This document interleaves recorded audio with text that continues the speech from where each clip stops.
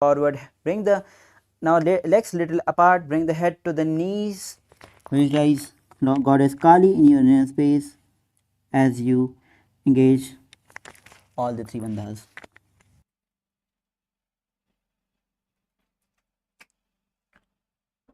स्वपाणिभ्यां दृढं धृत्वा जानुभरि शिरोऽन्यसेत्.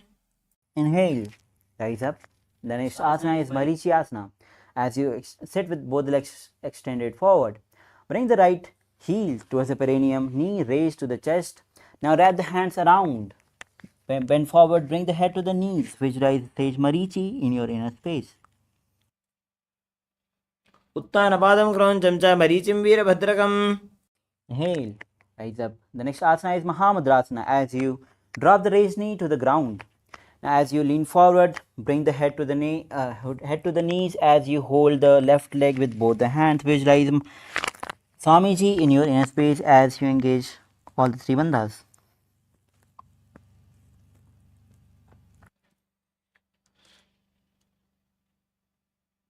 महामुद्रां प्रवक्ष्यामि तन्त्रेऽस्मिन् मम वल्लभे. Inhale, rise up. Now as you extend both the legs forward, now bring the left heel to the perineum, knee raised. Wrap the hands around the back. Now bring the head to the knee as you visualize the sage Marichi in your inner space. उत्तानपादं क्रौञ्चं च मरीचिं वीरभद्रकम्. Inhale, rise up. The next asana is Mahamudrasana. Drop the raised knee onto the ground. Hold the feet with both the hands, lean forward, head to the knees, gaze to the nose as you engage all the three bandhas. महामुद्रां प्रवक्ष्यामि तन्त्रेऽस्मिन् मम वल्लभे. Inhale. Now the next asana is Bhadrasana 2 as you bring soles of the feet together, heels close to the perineum. Now keep the knees wide and hold the feet from front. Now maintain this seated head neck spine in a straight line and gaze to the third eye as you visualize Swamiji in your inner space. The japa is Maha Sadashivoham. गुल्फौ त्ववृषणस्यादः सीवन्त्याः पार्श्वयोः क्षिपेत्. Now relax. The next asana is Gauri Pavasana. As you bring the soles of the feet together, extended forward. Now toes together, heels apart, both the hands on the respective knees.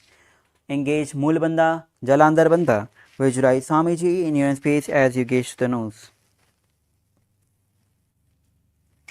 पूर्व चरपट चौकाख्यो सोजी वाही विधियो की जय sooji. Raise the bandha. The next asana is Joni Asana. As you bring soles of the feet together, heels close to the perineum. Now, as you hold the soles of the feet, lean forward, bring the head to the forehead on the ground, gaze to the nose, visualize Joni Mandala in your inner space. दोवो पगदली संपुट करे एड़ी मेड़ के ढिंग धरे. Inhale as you bring the head neck spine in a straight line. The next asana is Milaki Pavasana with the soles of the feet together, extended forward. Now toes apart, heels together. Now bring both the hands extended sidewise. Now bring both forehead on the ground behind the heels. Gaze to the nose as you visualize Swamiji in your inner space.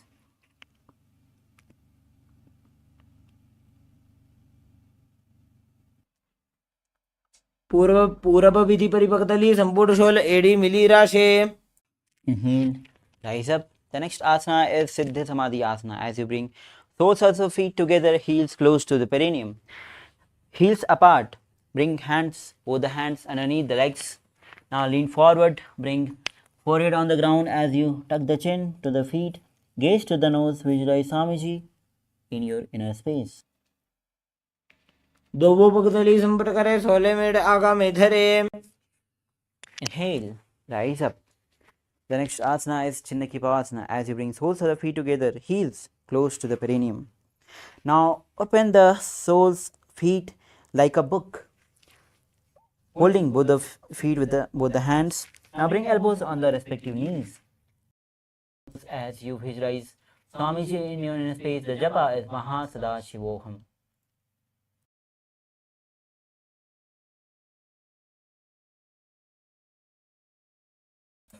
Inhale. The next asana is Charpata Chokasana as you bring soles of the feet together, heels close to the perineum. Bring both the hands on the respective knees, pulling it towards the ground. Now gaze to the third eye.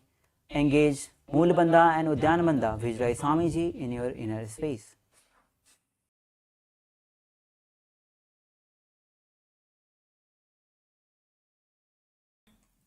Now release Udyanabandha. The next asana is Bhairavasana. As you bring the toes on the ground, heels up. Try to bring the knees on the ground wide apart. Bring both the hands in Bindu Mudra on the respective knees. Gaze to the third eye as you engage Mulabandha and Udyanabandha. Visualize Lord Kalabhairava in your inner space.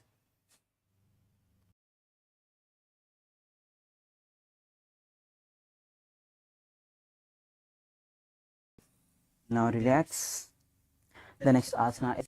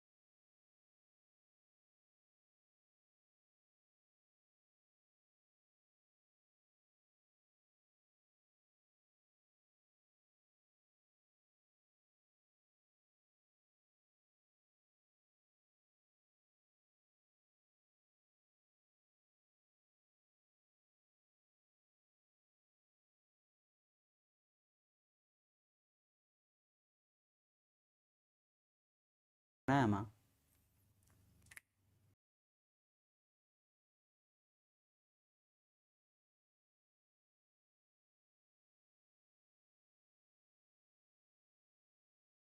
Above the shoulders. Raise the left leg forward. Gaze to the third eye.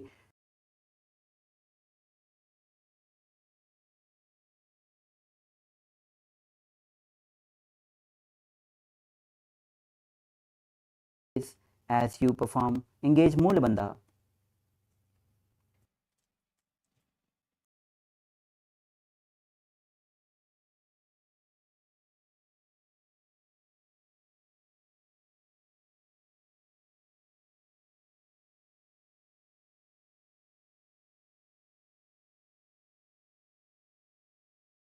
It with both the hands.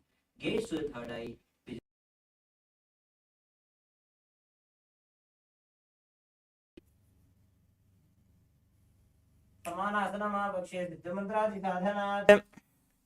The next asana is Apana.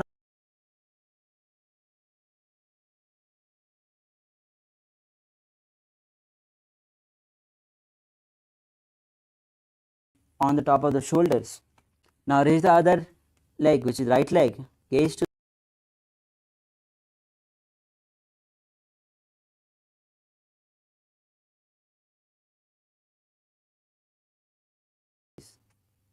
केवलं पादमेकं च स्कन्धे चारोपि यत्नतः.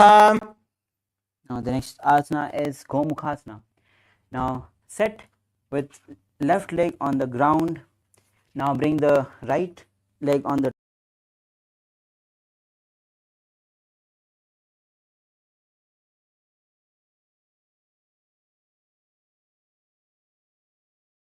hand interlaced on the top knee. Now gaze to the nose, visualize cow in your inner space as you perform the new pranayama, Sitkari pranayama. And the japa is Om Nithyanandoham. सर्वे दक्षिणगुल्भं तु पृष्ठपार्श्वे नियोजयेत्. Now the next asana is Anushasana. As you bring both the hands in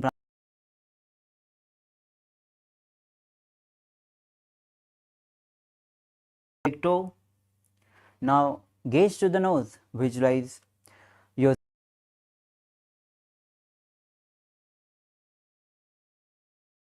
yourself as Rishika Anushya as you engage Mula Bandha and Udyan Bandha. Perform Sitakari Pranayama.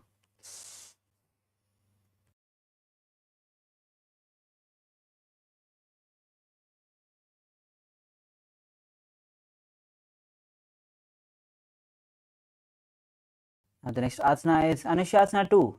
From the same position, interlace the fingers at the back. Gaze to the nose. Visualize Rishika Anushya as you bend down. Bring the nose to the ground.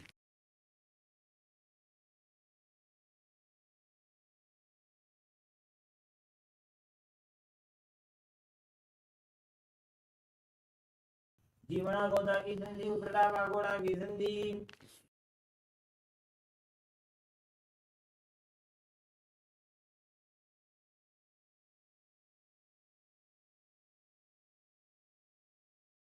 Left heel close to the perineum. Right leg feet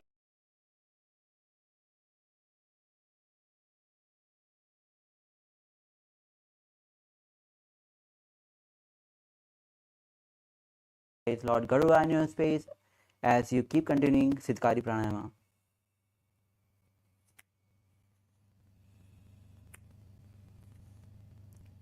दावो पकमोडी AD माहिरो गुठमोल द्वारनी चाहिए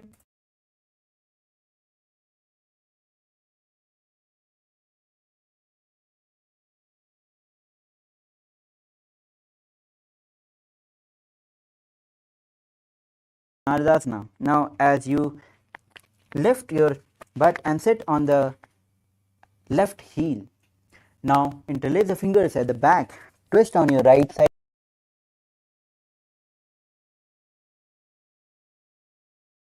Gaze to the third eye. As you bring the elbows on the right knee, visualize stage Narada in your inner space, performing Naradasana.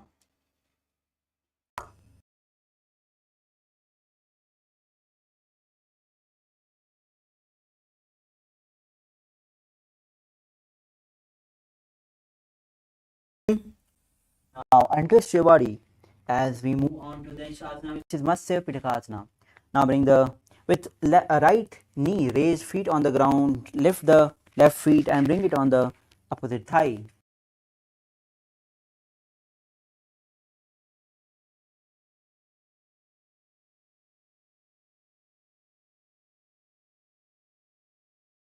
Big toe with the right hand in Pranamudra, hold the chin with the left hand, gaze to the nose as you visualize Matsya, the fifth incarnation of Lord Vishnu.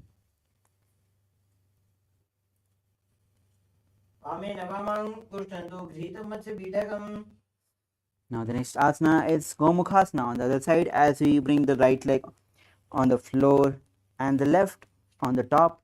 Interlace the fingers and bring it on the top knee.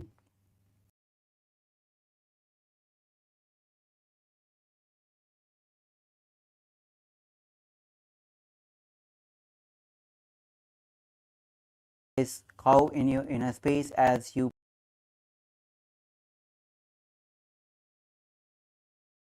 perform Siddhkari Pranayama. Survey दक्षिणगुल्फंतो पृष्ठभाषे नियोजयेत्. Now the next asana is Anushasana. As with the same seated position, bring both the hands in Pranamudra. Hold the big toe of the opposite leg.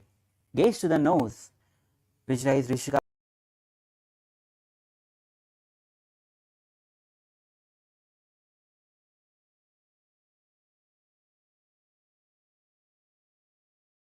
Siddhkari Pranayama and engage Mula Bandha and Udyan Bandha.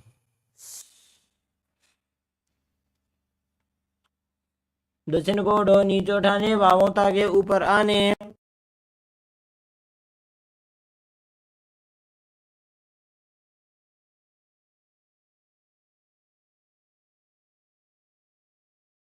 Position.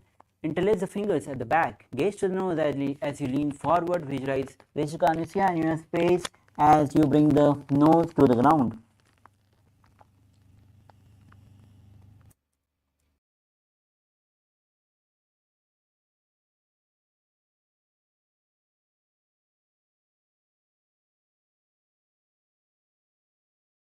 पागोड़ा की संधि. Inhale.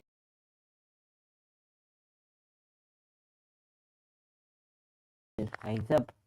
The next asana is Garudasana 2. Now bring the right heel to the perineum, left knee to the chest, hands on the respective knees, gaze to the nose. Visualize Lord Garuda in your inner space.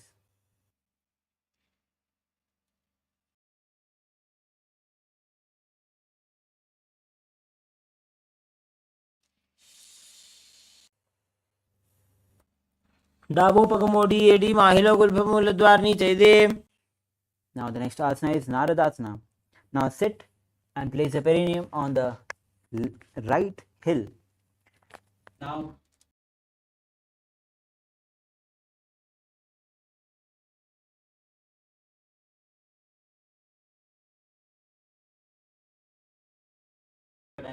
visualize Narada in your inner space.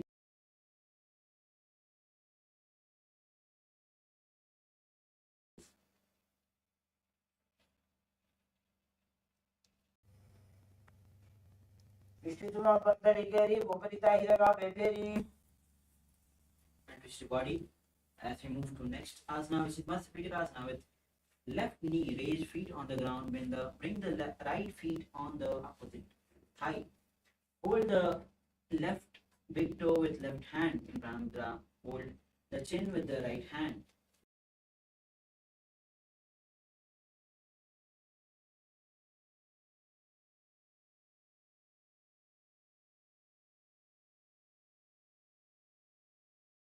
Kari Pranayama as you visualize Matsya, the fish incarnation of Lord Vishnu.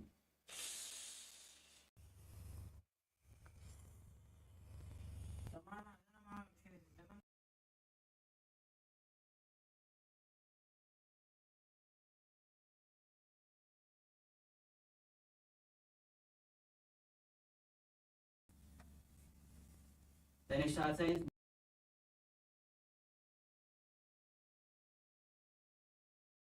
Matsyendrasana. As you sit with both the legs extended forward, now bring the left leg on the opposite thigh, lift the right knee and feet on the ground. As we twist, bring the left elbow on the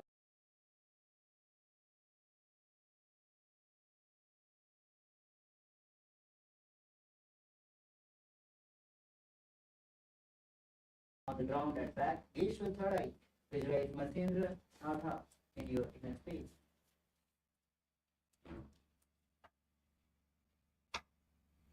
ઉદરમ પશ્ચિમાભાસમ કૃત્વા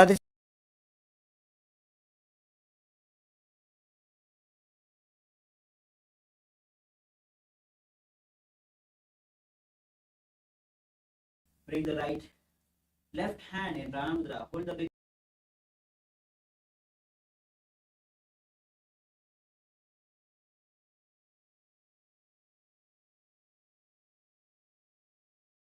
third eye as you visualize camel in your face. ઉદરમ પશ્ચિમાભાસમ કૃત્વા तिष्ठति ततः. Right hand on the ground at the back. Hold the shin of the right leg with left hand. As you gaze to the third eye, visualize Matsyendrasana in your inner space, performing Matsyendrasana.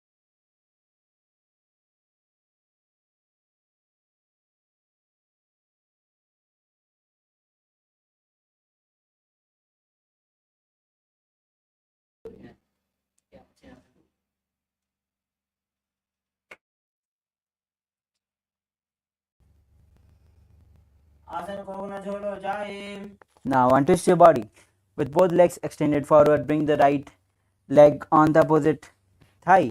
Bring the left knee up, feet on the ground, twist on the left. Bring the right elbow on the left knee, twist back, left hand.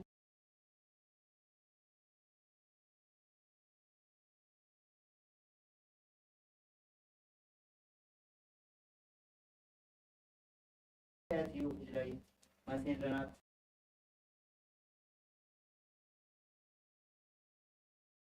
in your inner space. આસનમ દ્વિધમ પ્રોક્તમ પ્રથમ ભદ્રાસનમ તથા. As you bring the right hand in Pranamudra, hold the left big toe. left hand on the ears. Gaze to the third eye as you visualize camel in your inner space.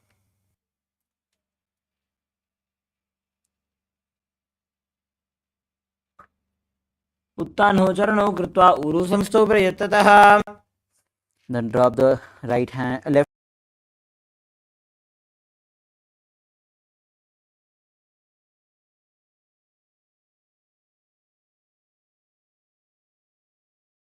third eye as you visualize Sage Matsendranatha in your inner space.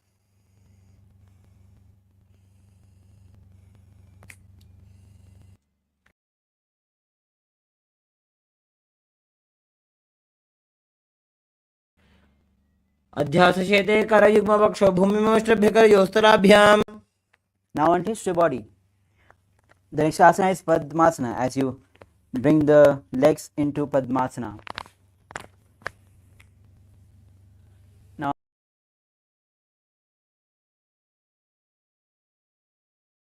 Now bring both the hands on the respective knees. Visualize, gaze to the nose as you visualize Swamiji in your inner space. Engage all the three bandhas performing Padma.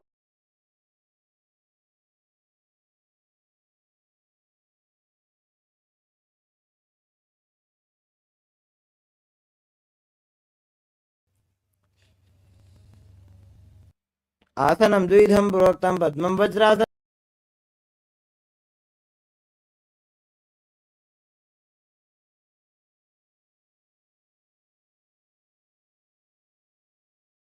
Release all the three bandhas. The next asana is Padmasana 2. Bring both the hands in Pranamudra. Hold the opposite big toe. Now visualize Goddess Parvati in your inner space as you perform Sitali Pranayama. The japa is Om Nithyananda Maha.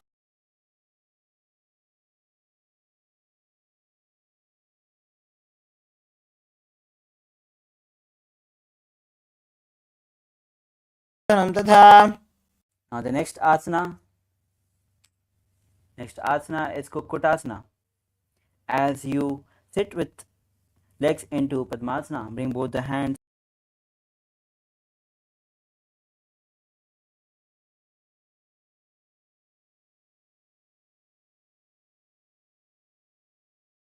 lift the entire body off the ground.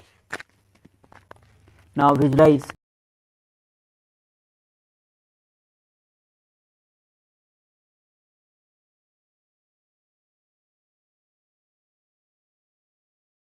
the pranayama is Sahaja Pranayama.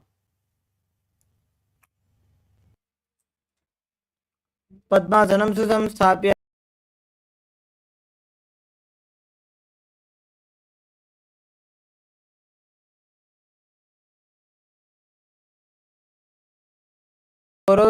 करो. Lower your body down.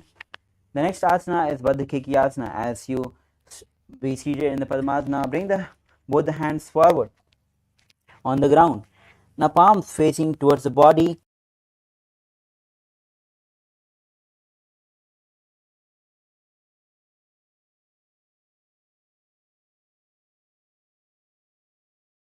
Lean the body forward. Lift the legs off the ground. Visualize Swamiji in your inner space. धरामवश्यभ्यकरद्वयेन तत्कोर्परिस्थापितानाभिपार्श्वः. Now relax. As we move to the next asana, which is Mayurasana. As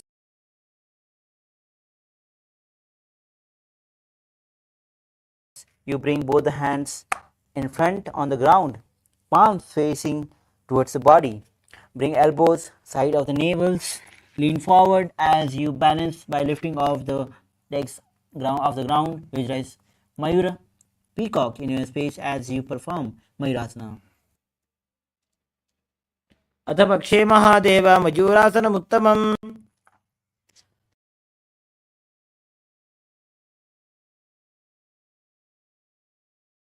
Now lower your body down on the stomachs and interlace the fingers at the back of the neck. Open the feet out on the sideways. Visualize crocodile in your space as you perform Makarasana.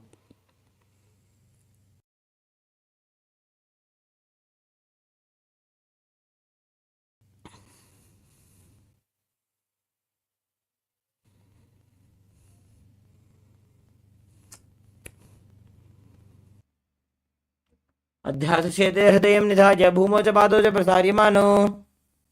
Now bring both the hands side of the chest as you bring forehead on the ground. Now visualize yourself as a locust. Now as you lift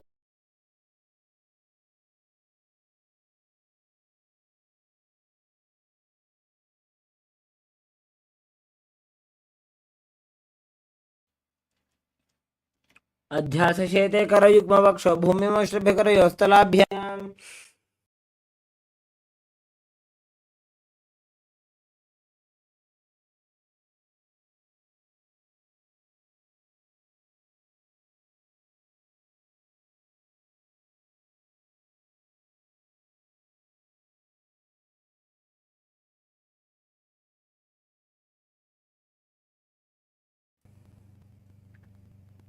अध्यासशेते पतयुग्मव्यस्थो पृष्ठान् पृष्ठे निधायापि धृतं कराभ्याम्.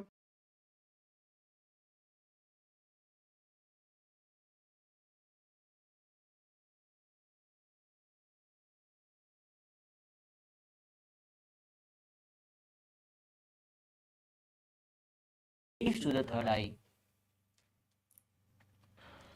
प्रसार्य पादौ भुजदण्डरूपौ करौ च पृष्ठे धृतपादयुग्मम्.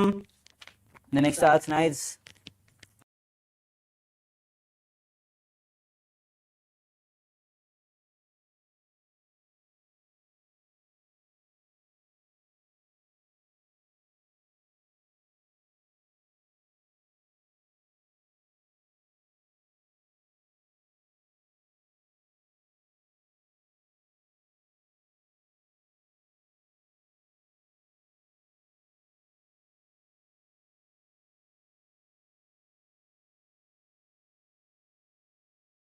start. Interlace the fingers at front, a head on the ground, hands supporting the head.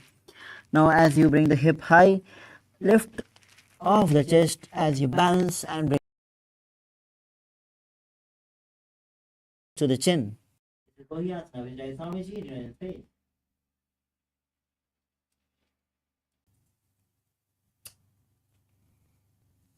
दो हाथ की कहुनी जोई पुण्य कलाई जाने दोई.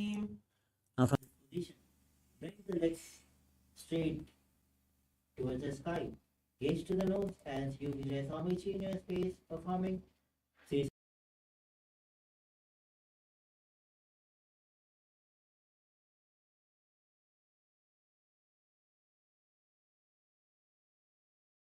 now slowly lower your body down. Sit with legs extended forward. The next asana is Fordhyasana. Now we are starting the new pranayama, which is Bhasika pranayama, which is rapid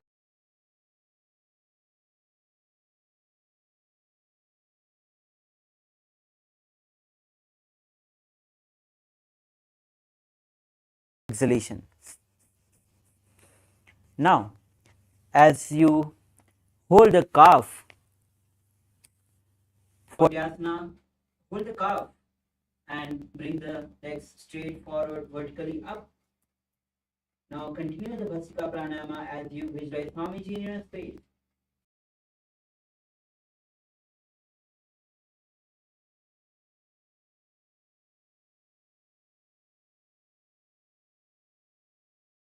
घोड़ातरे काकसी Thane.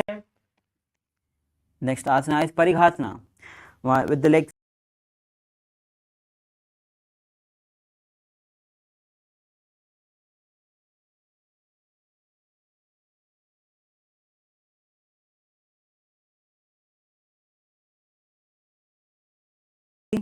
bring both the hands at the back, holding the shoulders, gaze to the third eye, visualize maze in your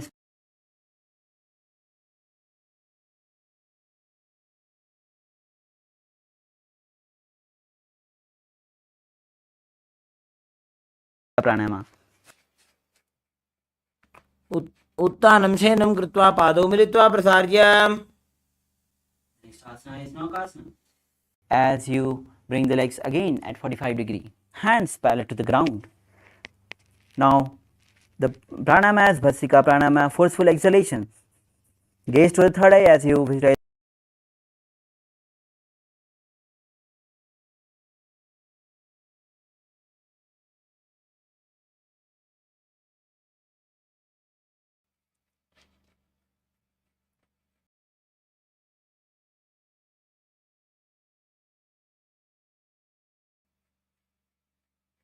उत्तानशयनं कुर्पराभ्यां भूमिं वष्टभ्य. The next asana is Rudrasana. Now bring the soles of the feet together, the hands underneath.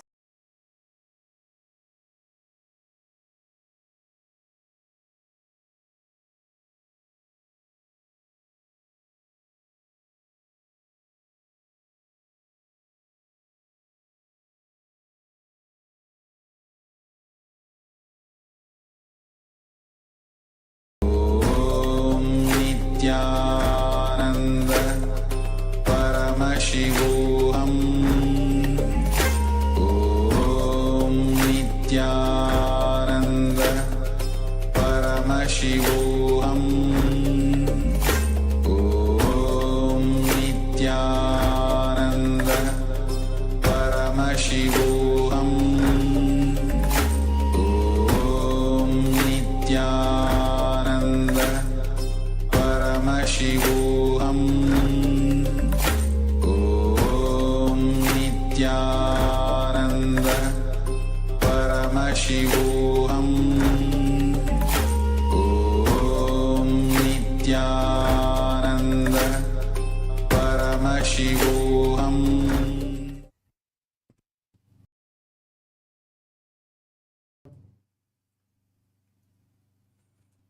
Yes. Now slowly come to your body. Start to wiggle your fingers, ankles, your hands.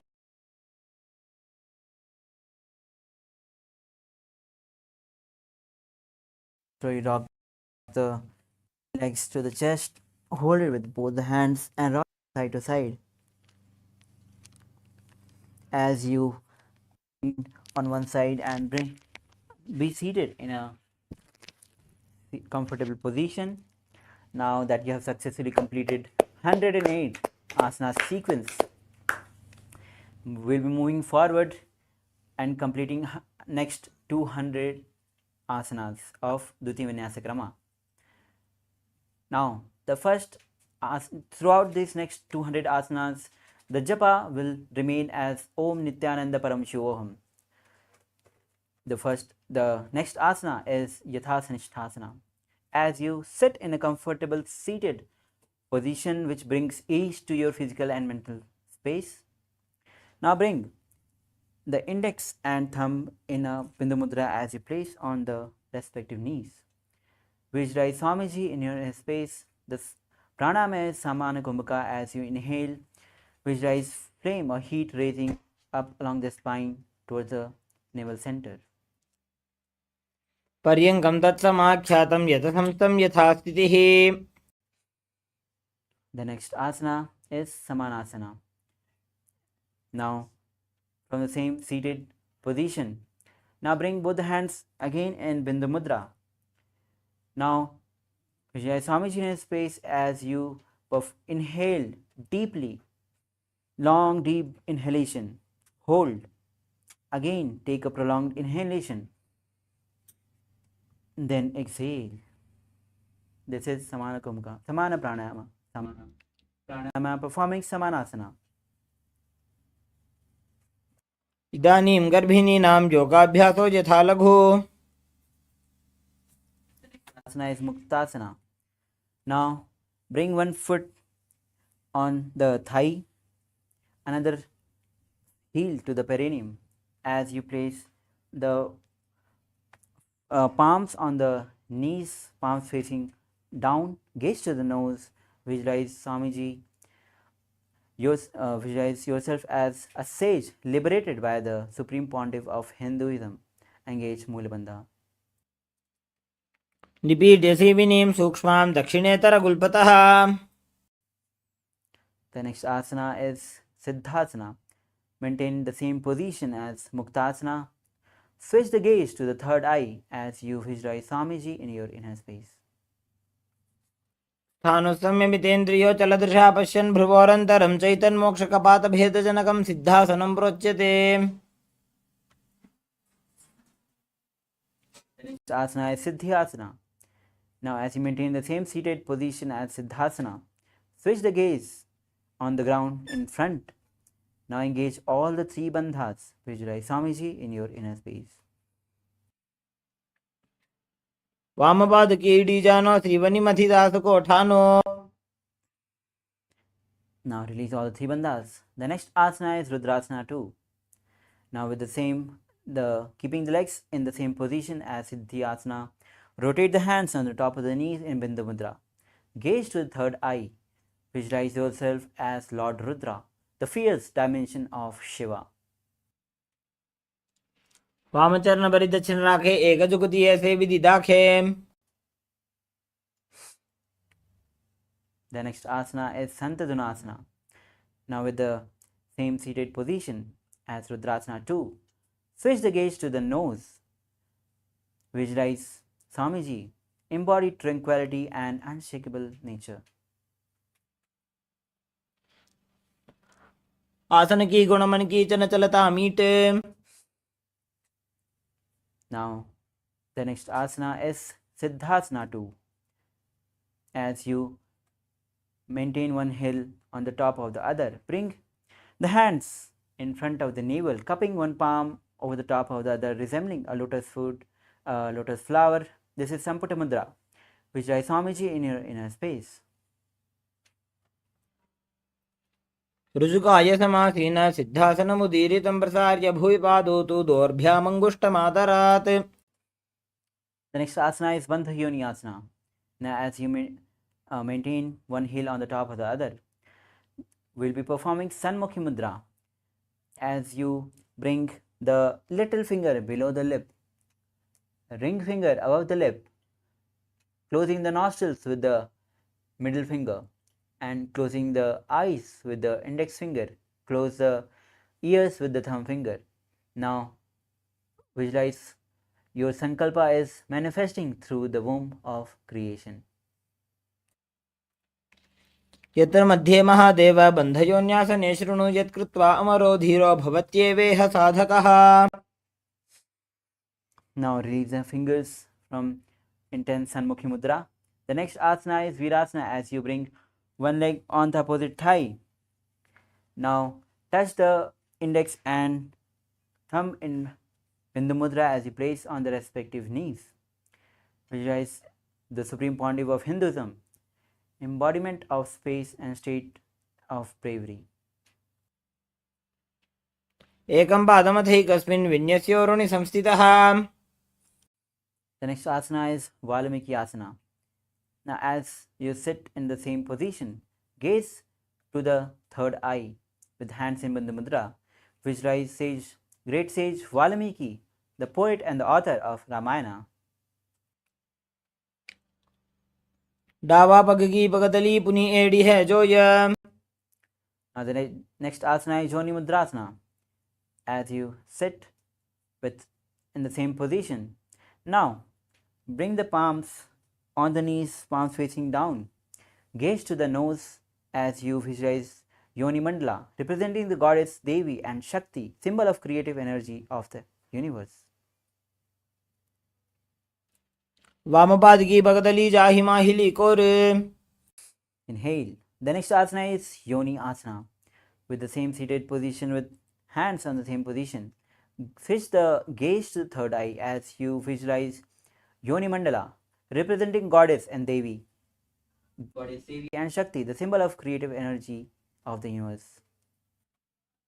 योन्यासनं पर्वतेन योगं योगफले नीलं तत्कालफलं तावत् खेचरजावदेव हि. Now the next asana is Bhadrasana 3. As you bring the soles of the feet together at front, holding it with both the hands, heels close to the perineum.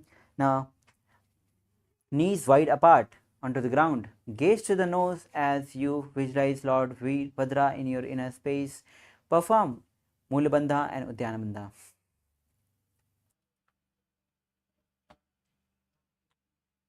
गुल्फौ च वृषणस्यादः सीवन्त्याः पार्श्वयोः क्षिपेत्. Inhale. The next asana is Aghorasana. Now still the soles of the feet together, heels close to the perineum. Now gaze to the third eye. Perform Kechari Mudra. Rolling the tongue up the roof of the mouth. Visualize yourself as a Ghori. Now, bring the right hand on the left, closing the left nostril. Inhale through the right nostril. Now close both the nostrils, hold the breath, then exhale through the left nostril. Repeat on the other side. This is Antahkumukha Pranayama.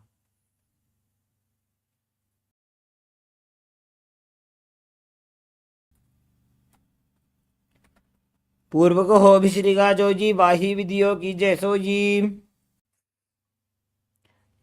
As we move on to the next asana, which is Kanipavasana. Again with soles of the feet together. Now bring the heels apart. Now bring the elbows onto the respective heels. Rest the chin on the palms. Gaze to the nose as you engage Mulabandha, Uddiyana Bandha. Visualize yourself as a female elephant drinking water. ग्वाली पाव आसन का क्यों है जैसे Yahoo में जाने विधि तैसे. Inhale, rise up. The next asana is Parasana.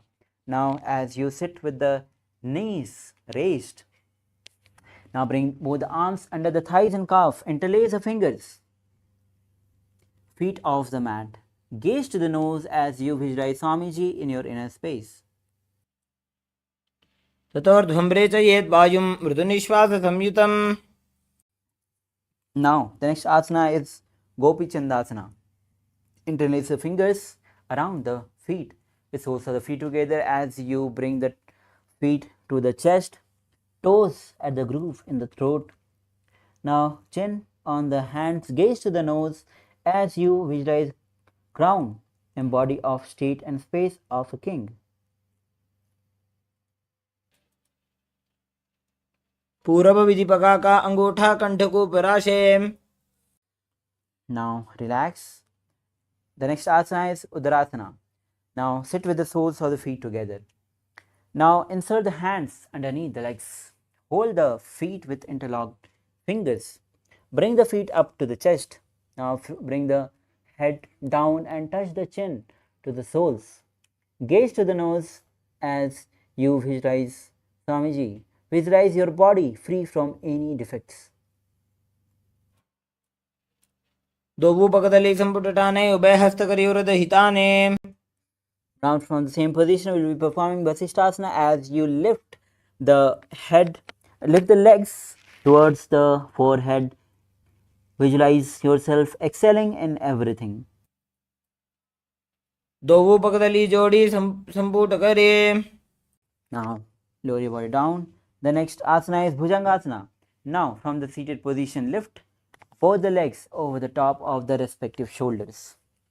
Now bring the arms underneath the legs and up. Interlock the fingers back of the neck. Visualize cobra in your space as you keep performing Rechaka Kumbhaka Pranayama.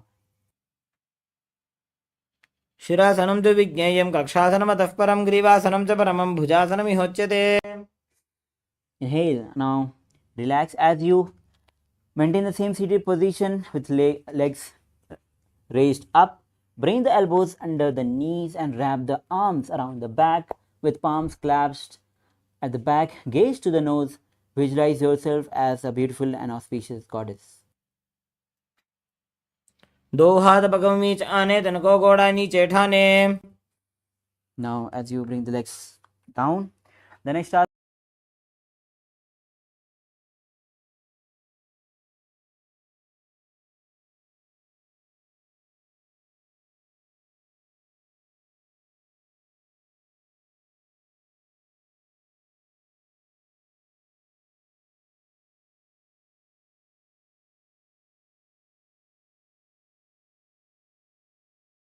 asana will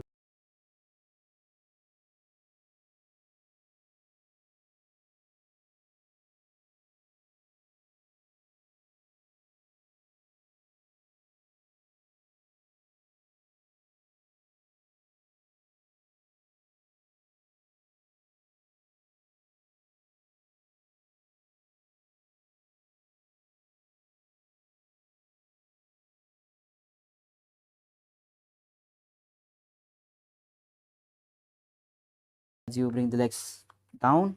The next asana will be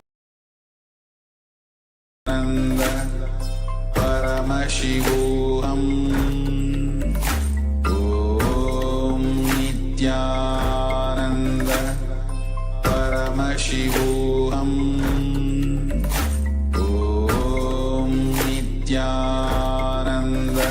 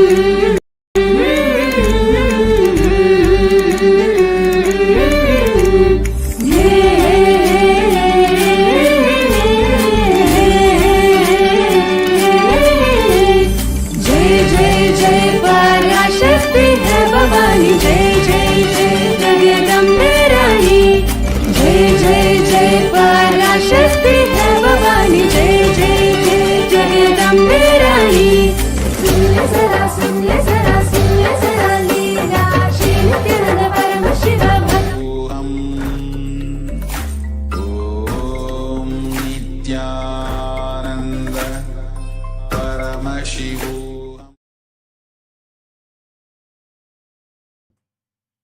Yes, sorry for the technical glitch.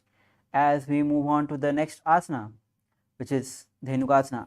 From Sankadasana, as you slide the left heel out, place both the hands on the top knee. Visualize cow in your space as you engage Mulabandha and Udyanabandha. अनुषागी Nagar पंचडं वृषीलिन्दकल्यम्नी. Now release the Udyanabandha. The next asana is Machandrasana. As you place the right feet on the left thigh. Now bring the left feet on the right knee. Now gaze to the third eye. Now twist on your left side, hold the thigh with the left hand, right hand on the left knee. Visualize Swamiji in your inner space. वामजङ्गप्रदक्षिणटाने वामहस्तपिष्ठे दिशा आने. Now untwist your body with the same seated position. Hold onto the big toe of the opposite leg with in Prana Mudra. Lean forward. Bring the forehead on the ground. The heels touching the chest. Visualize Swamiji in your inner space. प्रथमजी मनाचरणजोजी वामजङ्गपरिराखे sooji. Inhale, rise up. The next asana is Guru Asana. As you interlace the fingers and place it on the left knee, engage all the three bandhas. Visualize Swamiji in your inner space. ऊर्मूले इन्द्रपादस्य कनिष्ठिका प्रदेशगुल्भं संस्थाप्य. Release all the three bandhas. The next asana is Sankatasana on the other side. Now, as you bring the right leg on the ground, left feet on the top, sit on the left right knee, right heels. As you bring the hands on the opposite knee, visualize swan in your inner space. वामपादं चितेर्मूलं सन्न्यस्य धरणीतले. The next asana is Dhenukasana. As you slide the left heel out, right heel out, place both the hands on the top knee. Now visualize cow in inner space as you engage Mula Bandha and Uddiyana Bandha.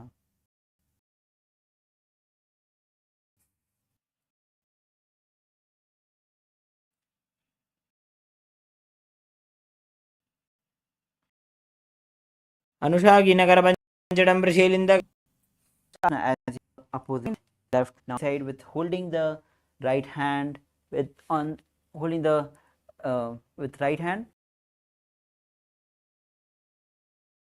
hold the thigh of the left the knee వామజంగపర దక్షిణటానే వామహస్తపిష్టే దిశ ఆనే.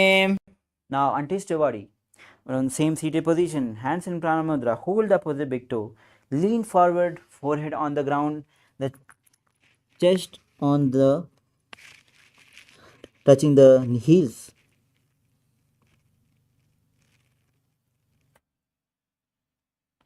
ప్రథమజీ మనోచరణ Joji వామజంగ పరిరాఖే Sowji. Inhale, rise up. The next asana is Guru Asana. As you interlace the fingers and place it on the right knee. Now engage all the three bandhas as you visualize Swamiji in your inner space. ఊర్మూలేతర పాదస్య కనిష్ఠికా ప్రదేశ గుల్భం సంస్థాప్య. Now release the bandhas. The next asana is Parshvasana. As you sit with the feet on the ground, knees towards the chest. Now hands holding the opposite knees, thigh together, spine straight. Now press the tongue against the roof of the mouth in Kechari Mudra as you gaze to the third eye, visualize Swamiji in your inner space. పాదతలే భూమో నిధాయ Janu నిధాయ విపరీత హస్తాభ్యామూరు సహిత జంగే నిబధ్య. Now the next asana is Bodha Shokasana. Now keep the feet flat on the ground. Now arms wrapped around the leg, hold the opposite wrists. Now place the chin onto the knees. Gaze to the nose as you perform Kechari Mudra. Visualize Swamiji in your inner space. Visualize being in a abode of bliss. దోవు పగతలి భూపరితరే కోరమాహిలియ శేఖరే. The next asana is Kurakatasana. Now from the same position, place the arms under the knees. Hold the opposite elbows. Bring the heels closer to the body. Gaze to the nose as you perform Kechari Mudra. The bandha is Mula Bandha, Pranayama is Ujjayi Pranayama. Visualize Swamiji in your inner space. दो हाथ पग बाहर ल्यावे गोड़ा नीचे late हरावे. Now the next asana is Sumati Asana. Now from the same position, bring the right foot over the left heel, heel crossed, toes facing up, gaze to the nose. Visualize great sage Sumati, Maharishi Sumati in your inner space. मूलद्वारी धरती परिठाने डावा पग परिदशित आने. Now the next asana is Dandasana. As you bring the foot extended forward, toes facing up. Now arms interlaced straight up, the head interlace. Engage all the three bandhas as you gaze to the nose, performing Kechari Mudra. Visualize Swamiji in your inner space. इदानीं गर्भिणीनां योगाभ्यासो यथा लघुसुख प्रसवलाभाय प्रोच्यते प्राक्तनेपथी. The next asana is Arambhasana. With as you sit with the legs extended forward, toes facing up. Now hands in Prana Mudra. Hold the big toe of the respective leg as you bring the head to the knees, bending forward. Now visualize Swamiji in space. Now inhale through the left nostril, exhale through the right. This process is Nadi Sodhana. Repeat on the other side. दोवो पग मिलिवा पसारी पगा का अंगूठा पकड़ी लीलाट गोड़ा लगावे. Inhale, thighs up. The next asana is Vidokasana. As you sit with the legs extended forward, bring the knees slightly up. Bring the heels 1 hand distance. Now bring the shoulders down and wrap the hands around and around the leg. Hold the soles of the feet as you gaze to the third eye. Visualize Swamiji in your inner space. प्रथम बेसी दो पाव पसारी कछ को ऊर्ध को कोरडो डारे. Inhale. Now the next asana is Jalandhara Pavasana as you bring the soles of the feet together. Now place the chin, mouth, nose on the heels as you insert both the hands below the legs. Now palms facing up, gaze to the nose as you visualize Swamiji in your inner space. दो एड़ी में लिखे दीजिए हाथ पसारी. Inhale, rise up. The next asana is Urdhva Paschimottanasana. Now, as you sit with both the legs extended forward, now lift the left leg behind the neck. Yes. Now lean forward and down as in Paschimottanasana. Visualize Swamiji in your inner space. The pranayama is Pratyahara Kumbhaka pranayama.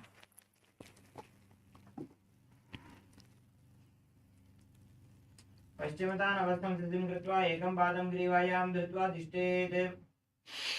Now inhale, rise up with the left leg still at the back. The next asana is Anantasana. Now, as you lower your body down at the back, hold the left foot with left hand on the side of the hip.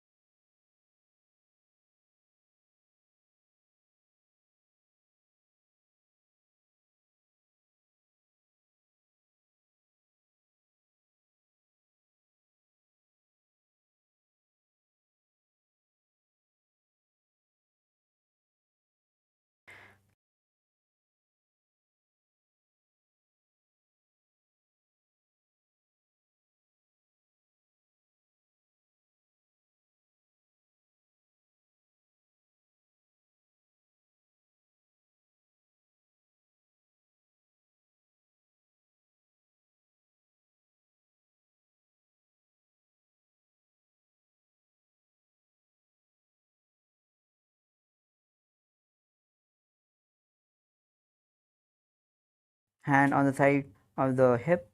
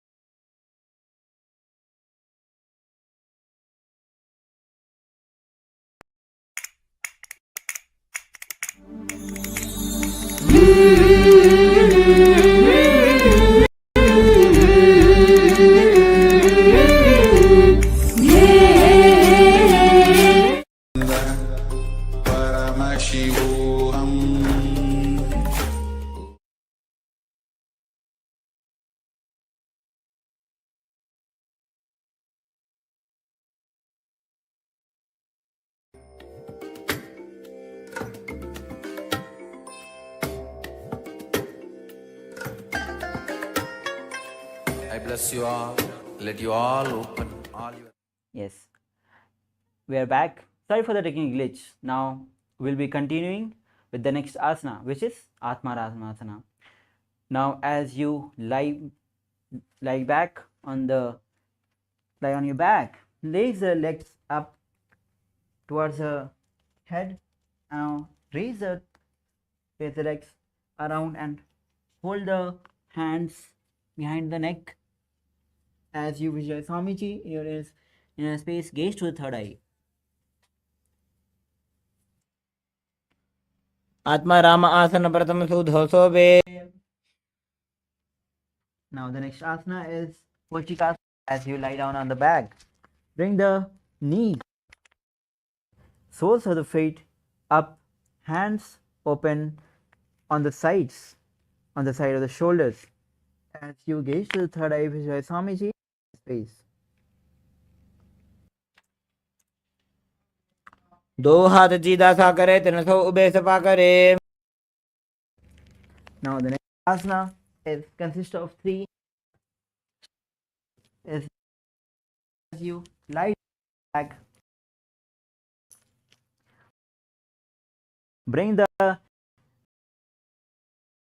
knees to the chest.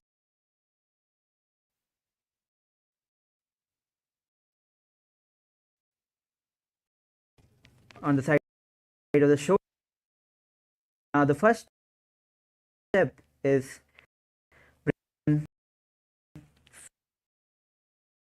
1 foot on, lean forward, lean on the sides, and other feet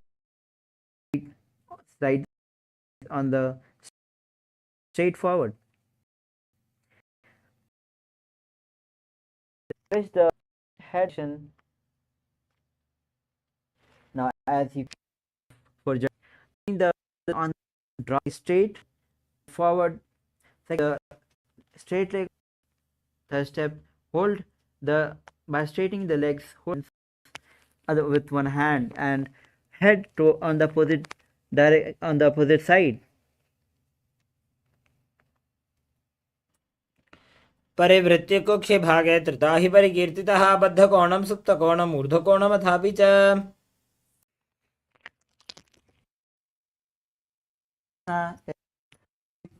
Dipadapitham. As you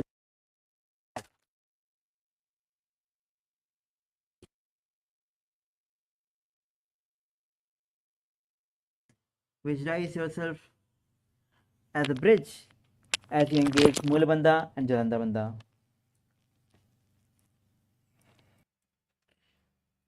प्रतिक्रियायुतं द्वन्द्वपीठ सर्वबलप्रदम्.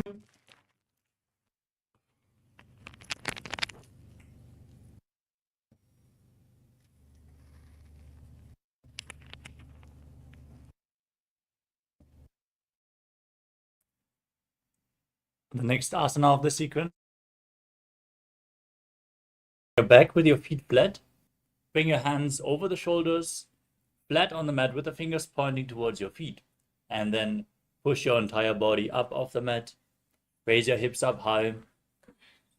And visualize yourself as sturdy as stone furniture as you breathe in Sahaja Kumbhaka. उत्तानस्य नमस्तलाभ्यां भूमिं वष्टभ्याम्. Next up is Shvotanasana. As you lay on your back, pull your knees to the chest, place your hands on the shoulders, and move your hips in a circular motion as you visualize yourself as a dog, playfully rolling around on its back. शरीरं संस्थाप्य जानुनी सम्मील्य नाभुवानी च. Next up is the Viparita Karani. Lie supine and raise your legs up. Keep your arms flat on the ground for support. Move your feet in a circular motion as you visualize Swamiji in your inner space and breathe in Murcha Kumbhaka with Jalandhara Bandha engaged.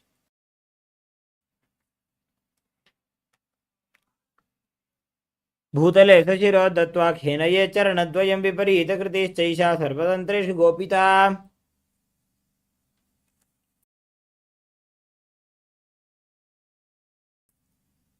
Now stop the movement of the legs Perform Viparita Karani too as you visualize Swamiji.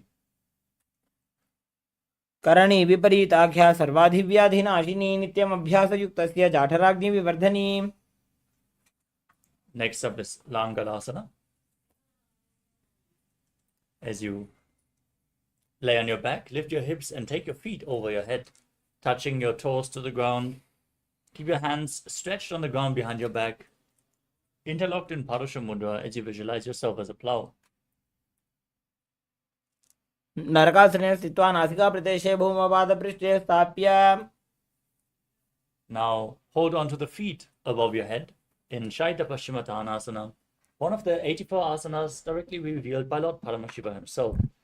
Visualize Lord Paramashiva and internally chant the Mahabhagya, Om Nithyananda Paramashivoham. तानं शयित्वात् कुर्वीता शयितपश्चिमदानकम्. Next up is Supta Konasana. As you hold on to your feet, bring your hips above the shoulder level and then open your legs wide. Visualize Swamiji as you do so. परिवृत्ति कुक्षे भागे त्रिदाहि परिकीर्तितः बद्धकोणं सुप्तकोणम् ऊर्ध्वकोणमथापि च. Next up is Chakradasana. Join the feet back together above your head. Hold onto the ankles and then roll onto your back, keeping the legs straight as you visualize yourself as a chakra, a wheel. शवासनस्तद्वौ पादौ कुर्यान्मस्तकतः परौ. Next up is Supta Prasarita Padangushtasana. Lie on your back and extend your legs upwards vertically as you hold onto the big toes in Prana Mudra. And then open up the legs wide, visualize Swamiji and breathe in Ujjayi Pranayama. उत्तानपादं क्रौञ्चं च मरीचिं वीरभद्रकम्. Join the feet back together, hold onto the big toes in Supta Padangushtasana as you visualize Swamiji.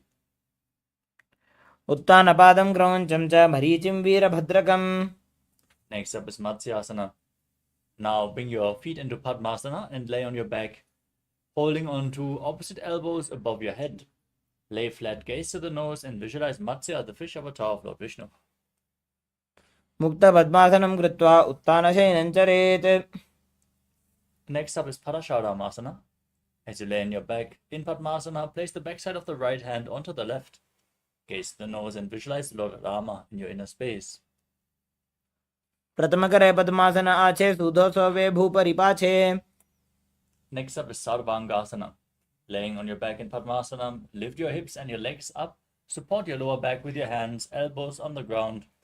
Gaze to your nose as you visualize Swamiji with the chin locked to the chest, performing Murcha Kumbhaka. अथवा क्षेत्र संक्षेपात् सर्वांगासनम् उत्तमम्. Next up is Vrishchikasana. Laying on your back, place one foot onto the opposite thigh and pull the opposite knee towards your chest. Extend both arms upwards, hooking the fingers forward as you gaze to the third eye and visualize yourself as a scorpion. प्रथमशेन सुधो शीर्षकेशिकी सन्धि सुदाखे. Now place the other foot on the opposite thigh and repeat Vrishchikasana on the other side. प्रथमशेन सुधो शीर्षकेशिकी सन्धि सुदाखे. Next up is Vrishabharakshipasana. Interlock your fingers behind your neck and then lift both legs off the ground, alternating, pulling one knee towards the chest back and forth while breathing calmly through your nose. उत्तानशयनं कृत्वा अङ्गुलिभिः कन्दरां बद्ध्वा. Next up is Maruttanasana. Bring your hands next to the hips and then alternate touching your ear with the respective knee again and again as you visualize Swamiji. श्रोतानवत् संस्थिति कृत्वा जानुद्वयं पर्यायेन कर्णयोः संस्पृशेत्. Next up is Vrikasana. As you lay on your back, place your feet flat on the mat and then stand up and lay back down again and again as you visualize yourself as a wolf. अथ उत्तानशयनं कृत्वा पादतलाभ्यां भूमिं धृत्वा. Next up is Lutasana. As you lay on your back, quickly throw your legs up above your head and completely roll over again and again, visualizing Swamiji and finally laying in a prone position. उत्तानशयनं पादौ शिर उल्लङ्घ्य भूमौ स्थापयित्वा. Laying on your stomach with the hands next to your shoulder. Stretch your toes and contract your lips, making a whistling sound like a flute whistling while inhaling. Now, visualize yourself as a chariot carrying warriors into a battle for Dharma on your chariot back in Sadashiva. निब्जशयनं कृत्वा नाभिं भूमौ निधाय. Now, push your body up into a tall plank position. Jump your feet in between the hands and back again and again as you visualize yourself transcending body and mind in Dehalulanganasana. हस्तद्वयं बद्ध्वा तन्मध्ये चरणद्वयम् उड्डानैव बहिरानीय अथ नजेत्. Next up is Jadyasana. From a standing position, bend forward and place your hands on the mat, walking on your hands and feet as you visualize yourself as a wise 60-year-old elephant. अथ जात्यासनं वक्षे येन जातिस्मरो भवेत्. Next up is Lolitika Karana. Stand with the knees bent, the feet pointing outwards, and then raise your arms, bend your elbows, and rotate your arms around the chest as you lean back, open up your chest, and move your head in all directions.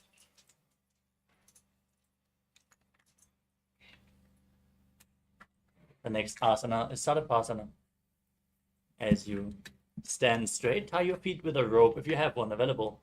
Stand erect like a rod. Keep your arms at the side, hands touching your thighs, elbows close to your body, as you visualize your Kundalini Devi raising and curling upward around your body. अथ सर्पासनं वक्षे वायुपाणाय केवलं शरीरं दण्डवत् तिष्ठेत् रज्जुबन्धस्तु पादयोः. Next up is Ushtra Sadhanasana. Standing on the mat, lean forward and down, holding on to the feet from the front as you step your toes onto your fingers. Walk around on your hands as you visualize yourself as a camel. मुष्टिकनिष्ठिका प्रदेशेन भूमौ निधाय उपरि पादतले संस्थाप्य. Now, from the same position, hold your feet from the outside and walk around visualizing yourself as a horse in Ashvasana. मुष्टिकनिष्ठिका प्रदेशेन भूमौ निधाय उपरि पादतले संस्थाप्य.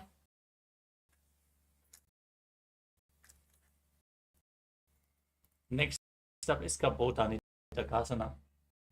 As you stand straight with your feet together, interlock your fingers behind your back in Paramashivoham Mudra, and pull your hands down towards your calves, opening up your chest widely. Lean back as you visualize yourself as a soaring bird diving in Kapotani Takasana. पादतले भूमौ निधाय पृष्ठभागेन हस्तोजङ्घापर्यन्तं नीत्वा. Next up is Tara Pushpaputam Karana. Keep your heels together, toes pointing outwards and your knees slightly bent as you keep your hands in Namaskara Mudra and bow down to each side, raising the respective heel and opening as you visualize yourself as a rhinoceros. Keep gazing to the tip of your nose. Lay on your stomach and then jump your feet up towards your hands. Stand up, bring your hands in Namaskara Mudra in front, resembling the horn of the rhinoceros.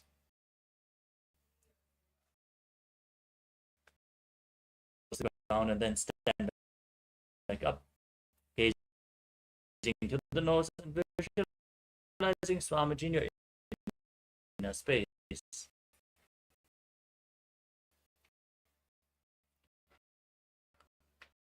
पुनः पुनः उत्थातव्यमसितव्यम् इति उत्थानोत्थानं भवति. Next up is Musalasana. Stand straight, raise your arms above your head on both sides. Gaze to your nose and visualize Swamiji in your inner space.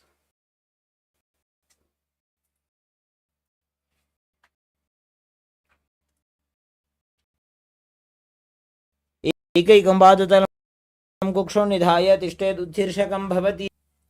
Next up is Pashvajano Karana.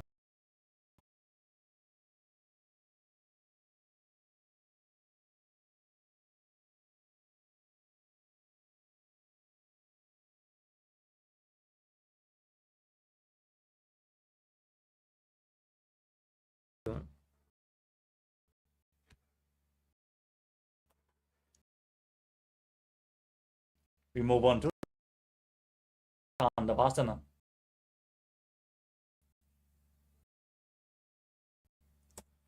Now visualize yourself fiercely dancing as Lord Shiva. If you want to intensify this asana, hold weights, then extend like a rug. Your hands by the side and visualize yourself being blessed by Lord Brahma. ब्राह्मणासनमावक्ष्ये यत्कृत्वा ब्राह्मणो भवेत्.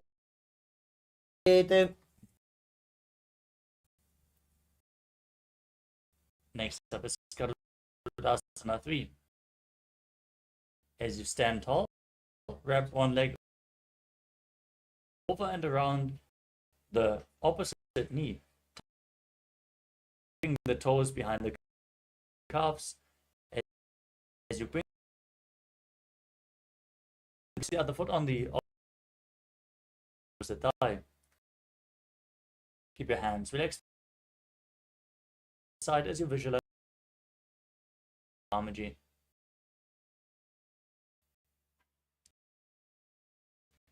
दक्षाङ्घ्रिं वामपादस्य जङ्घोपरि निधाय च कृत्वा.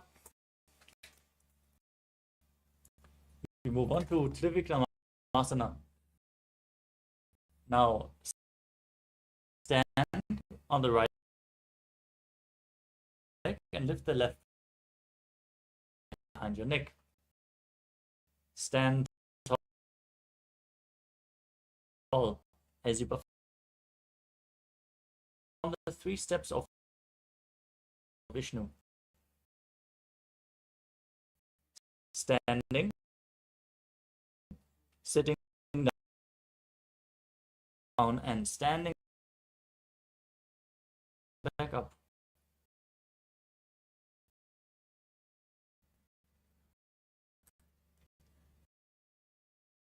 Now repeat Tandavasana. Hold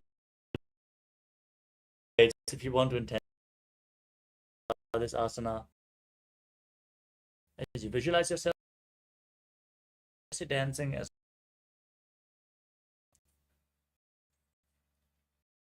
ब्राह्मणासनमावक्ष्ये यत्कृत्वा ब्राह्मणो भवेत्. Next up is Garudasana 3 on the other side. Bring the right foot over top the left knee, hooking the toes behind and the Sadashiva.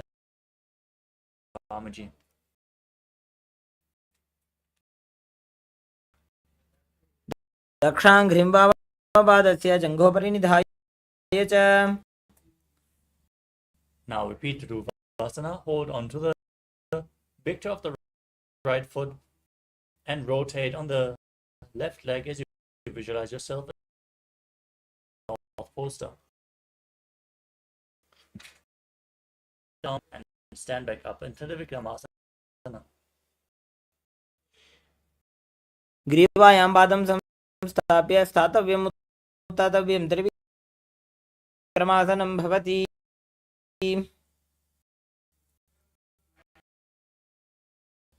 Next up is Samanaka Karana. Stand on the mat with the heels together, the toes slightly pointing outwards as you the sequence. Starting off with Gorak Anjali Asana.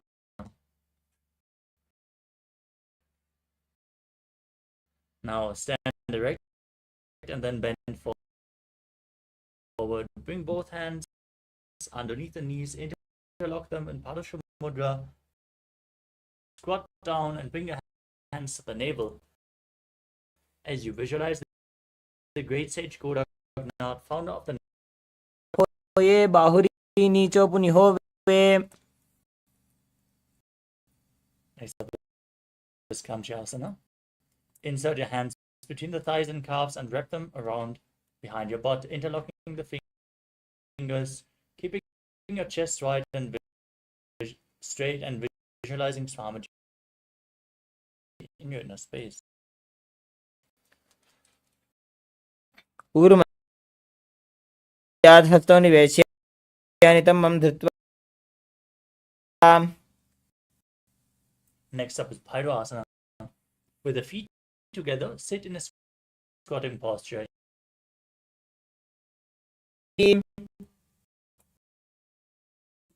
Next up is Varahasana. Your feet flat, squatting down as low as you can, pointing outwards. Bring your elbows to the head and join your hands in Anjali Mudra behind your head.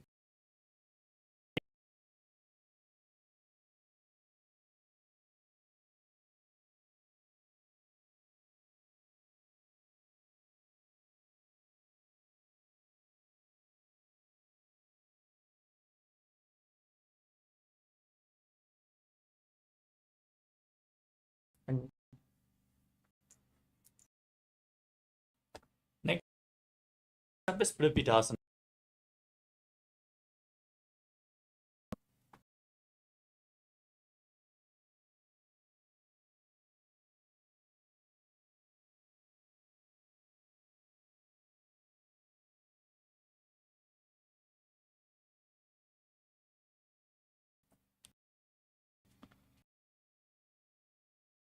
Parshidvaya samilya sthitva nitamam jana pradesha anija.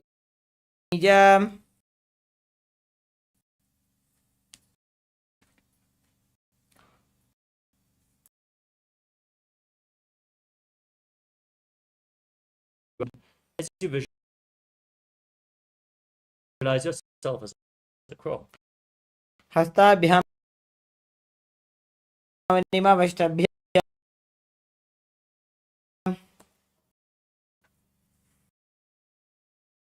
Next up is Sushma Kapaliyasana. As you kneel down with your hands on the mat, as you sit in a kneeling posture, with the heels outside the hips, the toes touching behind. Place your hands on the thighs, gaze to your nose. Visualize you're sitting in the secret seat with Paramashivoham.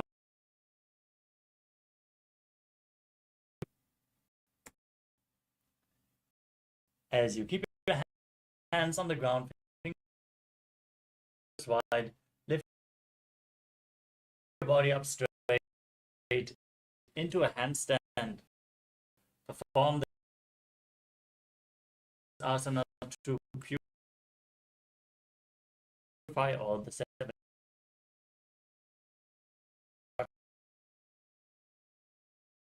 Next up is Shiva asana. Another stand posture. As you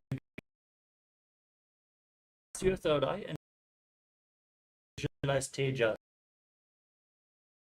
energy flowing to your third eye. Bhagaya murdakritya. Next up is Sarapasana, to lay down on your stomach. Bring your hands to the thighs.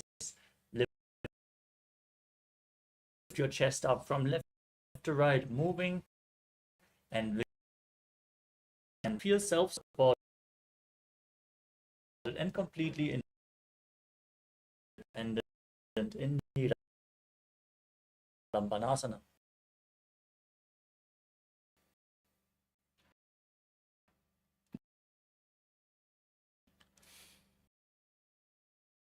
कराभ्यां भङ्गज कृत्वा यत्कुर्परया धीः। Next up is Chaturasana. भूमिं वष्ट्याम्। Next up is Vajradasana. As you sit in a kneeling posture, the top of the feet. Now push your hands into the mat and raise your hips up high into Gajasana. As you then alternate striking the ground with your hands, experiencing yourself as powerful as a ram in Meshasana. And slowly bring your forehead towards the ground as you visualize yourself as unborn,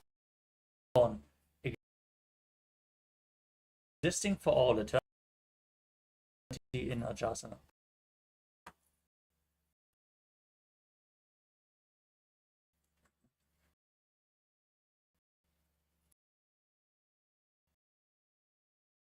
Breathe in Ujjayi Pranayama.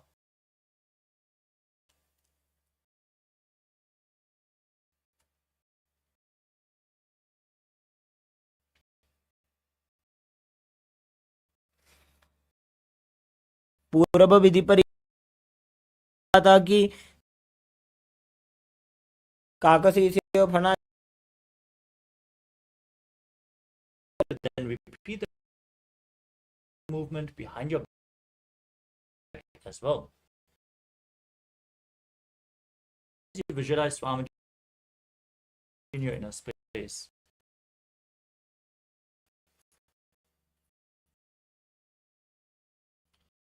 हस्तयोः अङ्गुलीर्बद्ध्वा हस्तयोर्मध्ये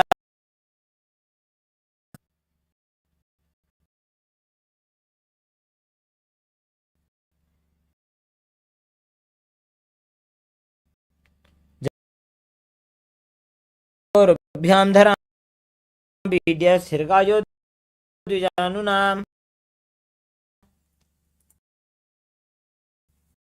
Move on to Nath मंदिरासन।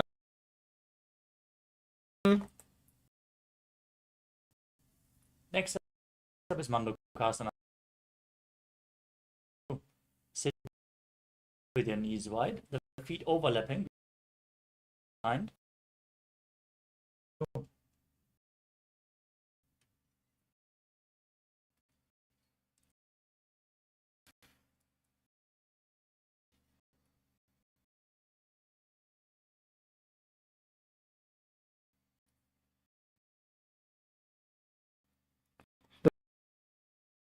संपीड्य गोल्भ्यां जानवंगी Straighten out and exhale forcefully and again. As you gaze to the tip of the nose and visualize Nada Simha, the Lion Man avatar of Lord Vishnu.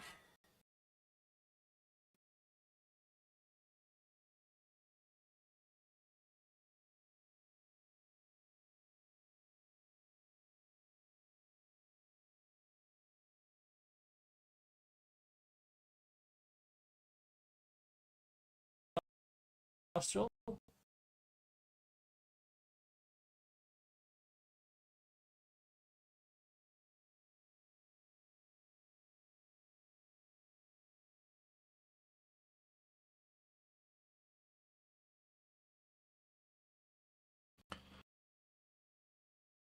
दो बगान जोई Vanavanapunihoi.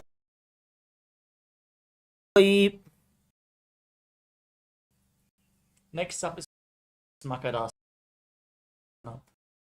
Now keep the soles of the feet together, the top of the feet flat on the mat, and sit on the heels.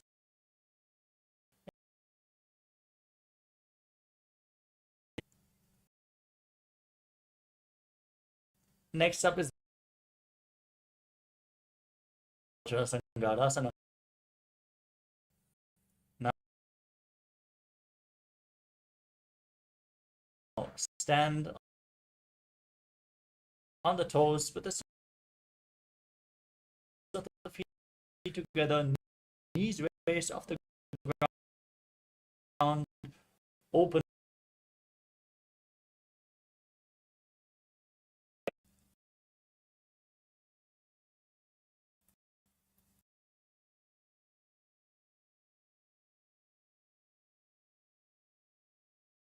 Next up is Kanganasana. As you keep your toes down, ankles crossed behind, sit on your heels and place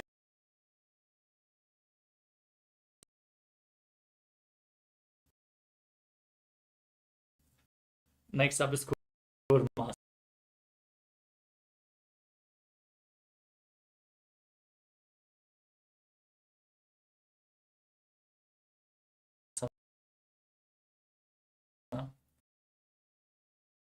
Sit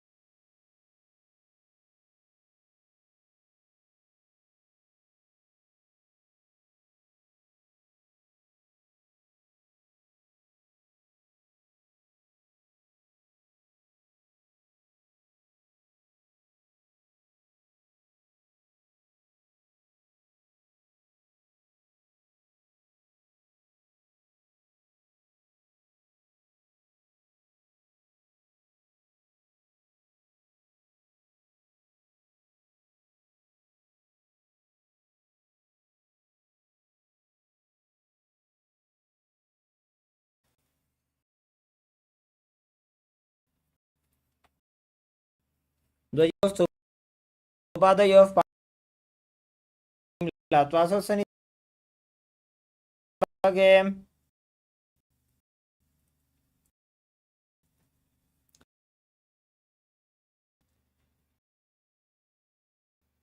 पूर्वतानं चतुष्पादं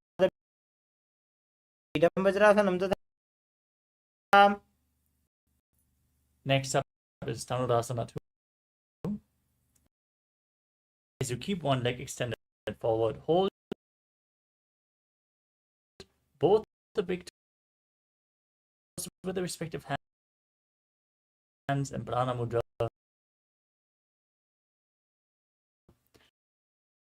Now bring the left foot over the left shoulder and hold the right foot over the left as you extend both legs to the side. Lean forward, find balance,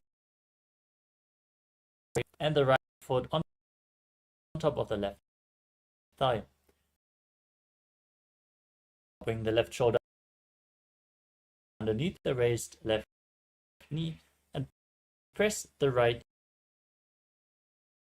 down to the mat as you gaze to your third eye.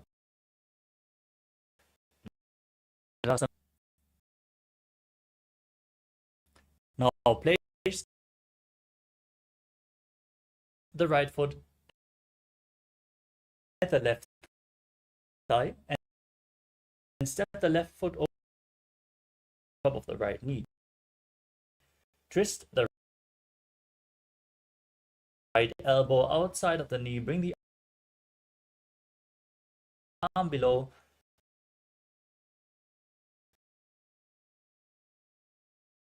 पार्श्वाभ्यासु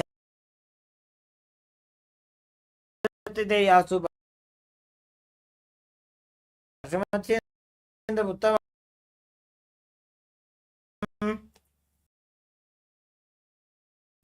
Now repeat Chakrasana on the other side. Bring the right foot behind your neck if you can. Now repeat Chakrasana 2 on the other side. Pull the other foot towards your ear. Hold on to both big toes as you visualize yourself and then both legs to the side, leaning forward, balancing, visualizing yourself as a flying crane.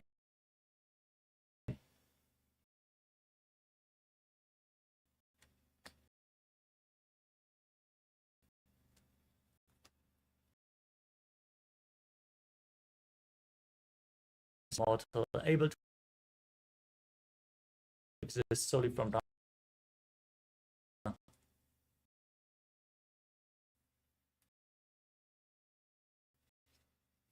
एतत् प्रभेदं वक्ष्यामि करोति सचामः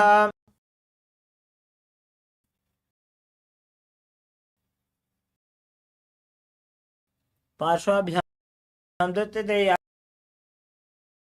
पार्श्वमत्यन्तम् उत्तमम्.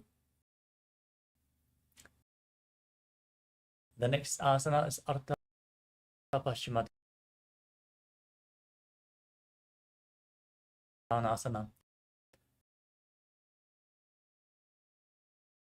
Now press your heel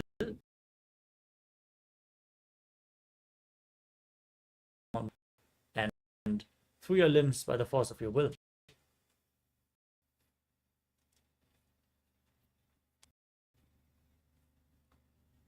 एकं पादं प्रसार्य एकं पादं पार्श्वनाथीविनी सम्पीड्य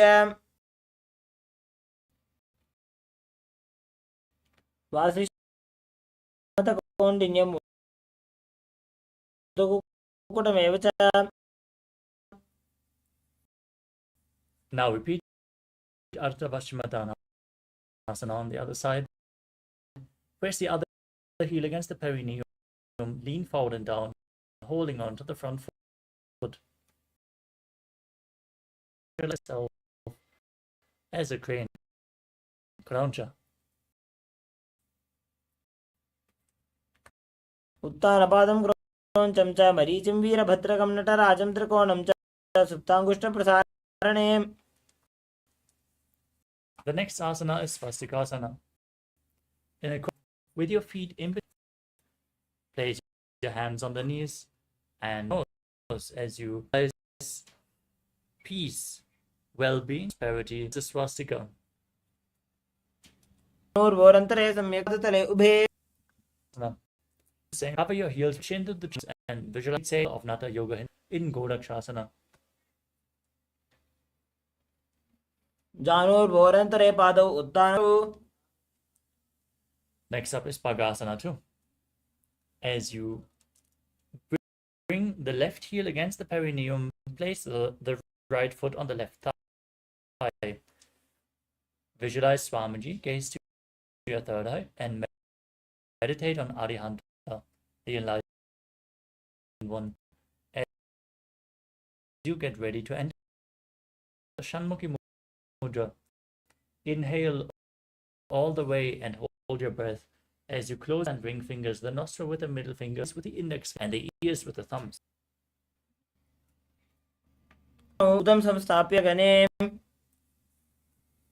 Next up is Yogasana 2. Sit with your feet on top of opposite knees. As you gaze to your nose, place your hands at the side of your body with the palms facing up. As you gaze to your nose, visualize Swamiji and start breathing in Kakachantra Kumbhaka. Inhaling with your mouth in the shape of the beak of a crow, the tongue rolled up, inhaling through the rolled up tongue. उत्तानौ चरणौ कृत्वा संस्थाप्योपरि जानुनोः. Next up is Uttva Kukutasana. Now rotate your hands at the side of your body and lift your entire body off the mat as you visualize yourself as a rooster.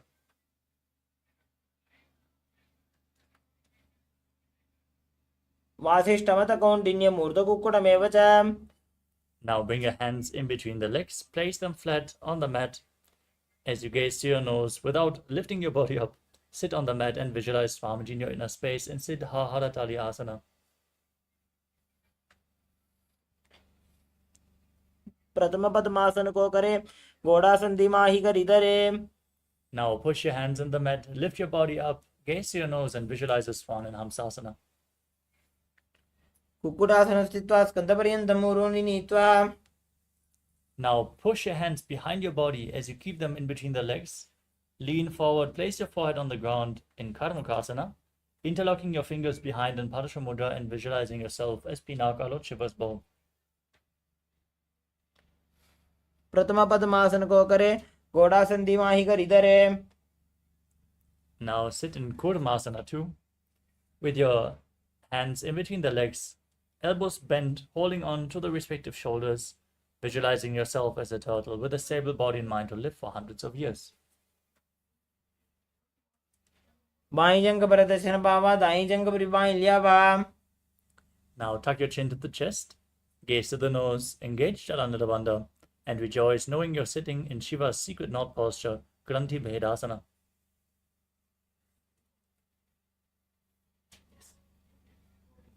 अथ पक्षे नीलकण्ठः ग्रन्थि भेदासनं शुभम्. Next up is Uttana Kurmasana. From Padmasana, roll onto your back with the hands in between the legs, holding onto the shoulders, embodying a turtle laying on its back as you gaze to your nose. कुक्कुटासनबन्धस्थं कराभ्यां धृतकन्दरं पीठं कूर्मवदुत्तानम् एतदुत्तानकूर्मकम्. Now sit back up into Padmasana. Bring your hands in between the legs once more as you place your one palm on the ground. Hold its wrist and lift your entire body off the mat, visualizing yourself as a rooster. कुक्कुटासने स्थित्वा एकेन हस्तेन अन्यस्य मणिबन्धं धृत्वा. Place the other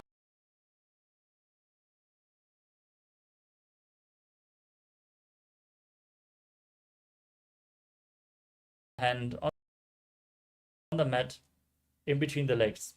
Repeat Bhanga Kukutasana on the other side.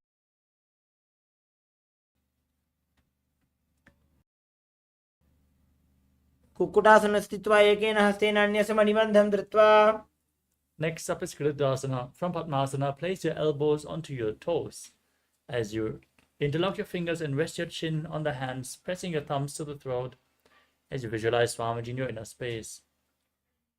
Visualize you have gone beyond all greed and covetous. जानोर्वोरन्त्रे पादौ उत्तानो व्यक्तसंस्थितौ. Next up is Padmasana 2. Now rest one hand on top of the other with the palms facing up. Gaze to your nose, engage all the bandhas and visualize Swamiji. उत्तानौ चरणौ विधाय विधिवत् शक्तिस्थितौ योगिरात्. Next up is Padmasana 4. With the hands on the knees, gaze to your nose and visualize Paramashiva in your inner space. एतत् पद्मासनं कुर्यात् प्राणवायु प्रसिद्धये. Keep one hand on the respective knee. Hook the other hand around the big toe in Prana Mudra. As you move the big toe round and round, visualize yourself as Paramashiva's bow and repeat the movement on the other side in Karmukasana 2. अथान्यासनमावक्ष्य योगपूरकरक्षणात्. Now cross your arms behind your back and hold onto the big toes in Karmukasana 3. As you gaze to your nose, engage all the bandhas and visualize yourself as Pinaka, Lord Shiva's bow. कार्मुकासनमाक्षित्य उदरे पूरयेत् सुखम्. Next up is Sthiridhasana. Maintain Karmukasana 3 and raise your chest, gazing to your third eye and visualizing yourself as the action of Paramashiva's third eye, destroying anything you come across. ऊरुभ्यामुपरि स्थाप्य पादयुग्मं प्रयत्नतः. From Sthiridhasana, roll onto your back. Keep your arms crossed behind. Try to hold onto the big toes with your legs in Padmasana. Gaze to your nose and visualize yourself as a snake, breathing through your nose in Nagrasana. प्रथम पद्मासन कोठाने द्वौ हाथ पाछाने आने. Now free your arms and legs, pull your knees to the chest and circle them with your hands interlocked in Padusha Mudra and squeeze your body into a ball in Kandukasana. वेत्रासने स्थित्वा हस्तपादानि निष्कुष्य. Now place your feet flat on the mat and interlock your fingers behind your neck as you gaze to your nose and visualize Swamiji in Urdhva Pavanasana. प्रथमे सूधो सैनकरावे घोड़ा उभा राशि मिलावे. Now bring your upturned palms underneath the heels and push your hips up as you perform Murcha Kumbhaka. Visualize yourself as a powerful alpha ape in Marakata Pitasana. उत्तानशयनं पादतले उत्तानहस्तयोः स्थापयेत्. Next up is Uttana Shiki Pitakasana. Now bring your hands to the lower back and raise your hips up high. Straighten your legs, pointing the toes, gaze to the nose and visualize Swamiji. जङ्घोरुबलहीनश्चेत् उत्तानशिखिपीठकम्. Next up is Narakasana. Raise your legs up off the mat, point them up, keeping your arms flat on the mat for balance as you visualize yourself traversing Narakaloka unscathed, blissfully in Narakasana. ग्रीवाकण्ठेन भूमिं विष्टम्भ. Now bring your hands to the lower back, your legs straight, and then slowly lower and angle them, keeping your core engaged as you visualize yourself as a boat crossing the ocean of samsara in Tiryan Naukasana. नौकावत् स्थित्वात् ऊर्ध्वं पादाग्रद्वयं नजेत्. Now bring your arms back to the mat. Keep your legs straight in Vajrasana as you visualize yourself as the Kailasa flag, respected across all nations.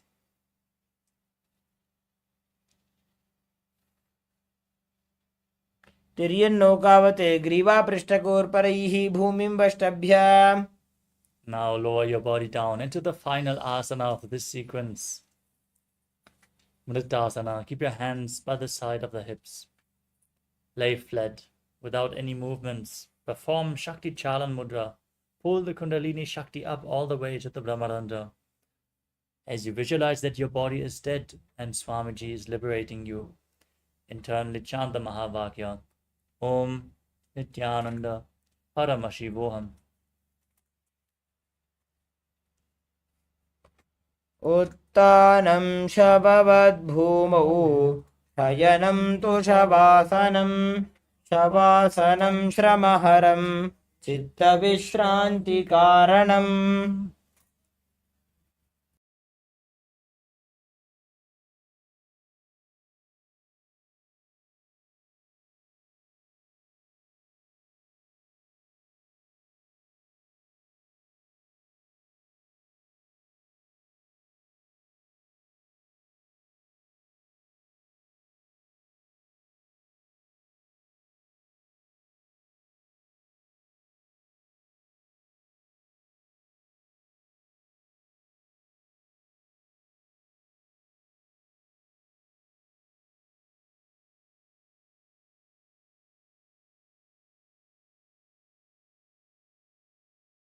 Slowly return to your physical body. Wiggle your fingers and toes, your wrists and your ankles, your elbows and your knees. Pull your knees up towards your chest and circle it with your hands and thighs. Rock your body from side to side and return to a comfortable seated position. Congratulations, you completed the Dvitiya Vinyasa Krama, the 308 asana sequence as revealed by the Supreme Pontiff of Hinduism. We want to complete with all of you for the technical glitches in between and the speed at which we had to go to stay on time. Let us now move on to the power manifestation session. So stay tuned, manifest the Shaktis of Paramashivam as we conclude this Nithyananda yoga session. Sit straight with your head, neck and spine in a straight line. Keep your hands in Namaskara Mudra in front of the chest. Close your eyes, take a deep breath. Visualize Swamiji in your Ananda Gandha as we chant the Purna Mantra. Om Purnamadah Purnamidam Purnat Purnamudachyate Purnasya Purnamadaya Purnamevavashishyate.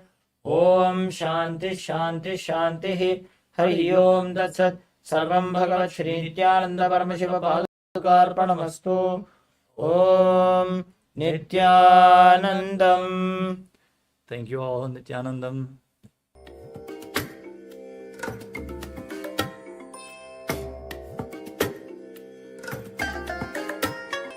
I bless you all. Let you all open all your three eyes and manifest the powers of Sadashiva. Om Nithyananda Paramashivoham. Om Nithyananda Paramashivoham. Om Nithyananda Paramashivoham. Om Nithyananda Paramashivoham. Om Nithyananda Paramashivoham. Om Nithyananda.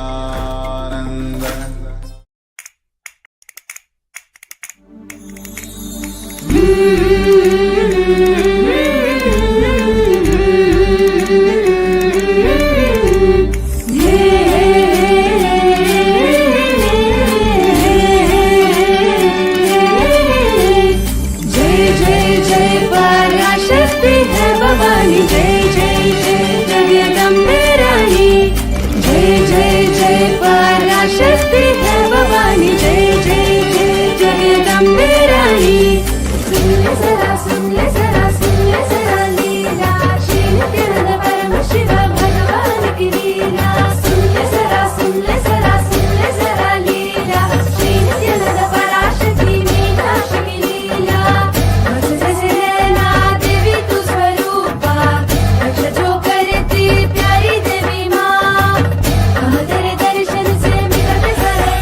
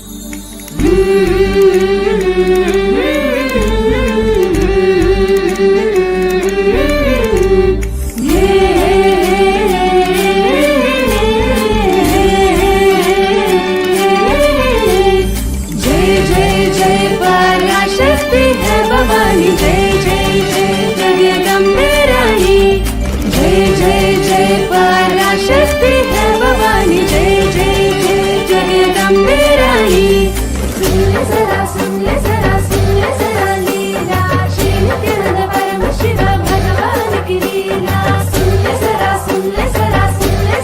लीला श्री नित्यानंद पराशक्ति मीनाक्षी की लीला बस जैसे नैना देवी तू स्वरूपा रक्ष जो करती प्यारी देवी माँ तेरे दर्शन से मिलते सरकार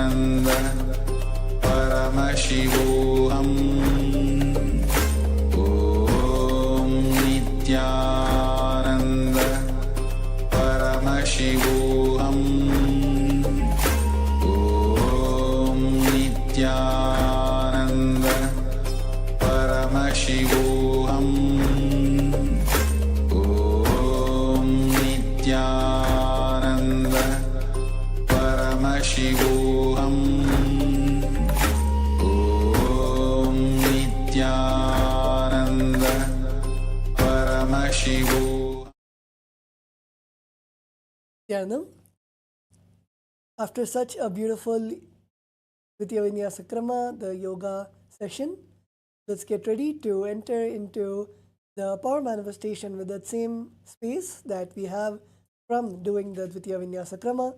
Let's begin performing the power manifestation. I request all the participants to please settle down. Please make sure that you have all the alchemy products ready and all the requirements for third eye reading. You can have a piece of paper and a pen. Please make sure that you have your eye bands ready so you can cover your eyes.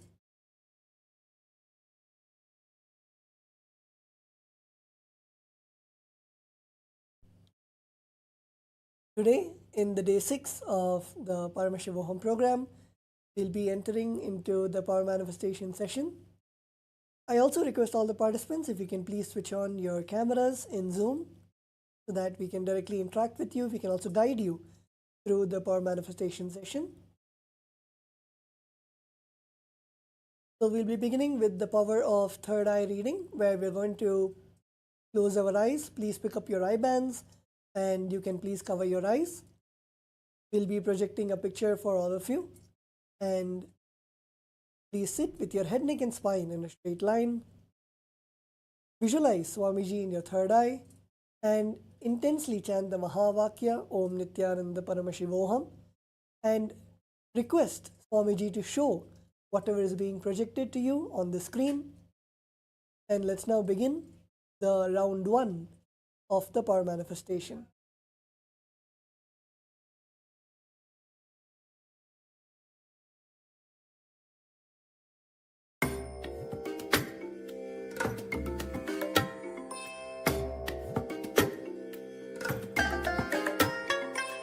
I bless you all.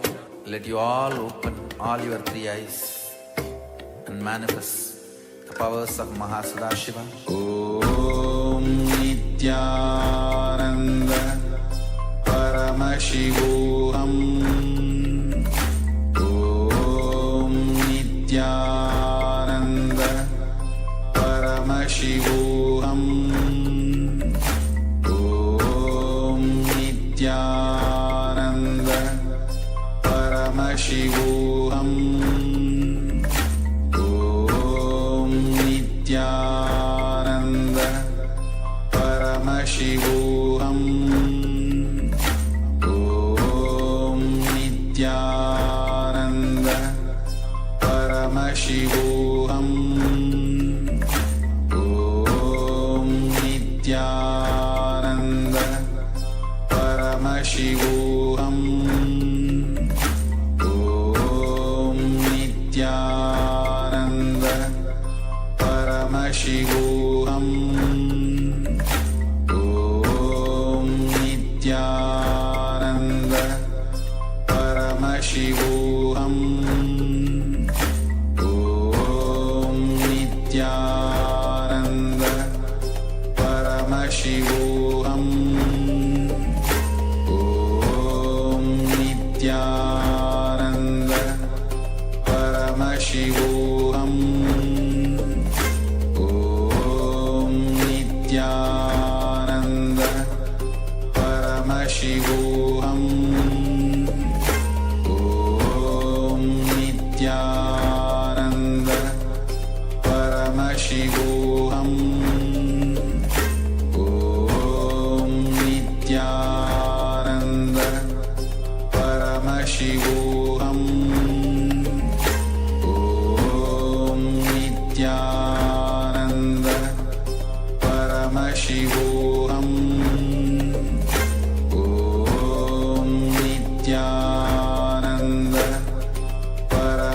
Paramashivoham.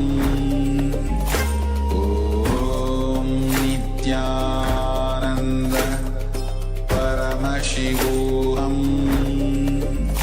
Om Nithyananda Paramashivoham. Om Nithyananda Paramashivoham. Om Nithyananda Paramashivoham. Om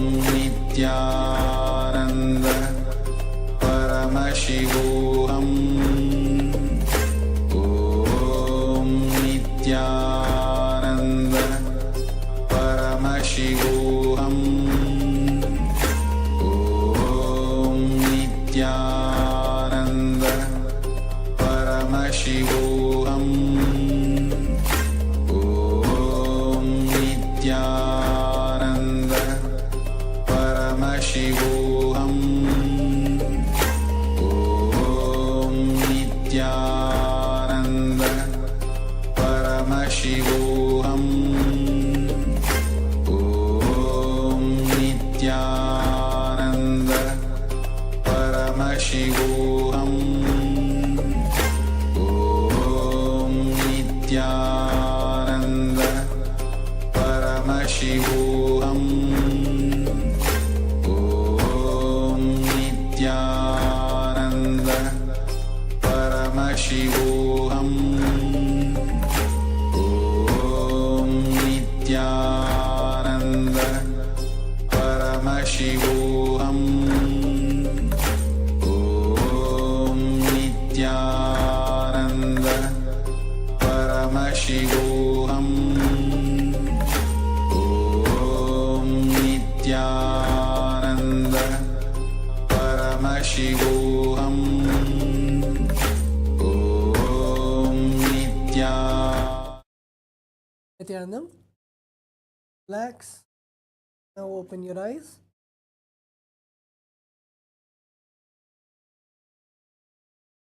And now start posting in the Zoom chat whatever you're able to see through your third eye, whether you're able to see the colors or the shapes, or even you can, whatever was projected to you, whatever Paramashiva revealed through your third eye, you can start typing it down in the Zoom chat.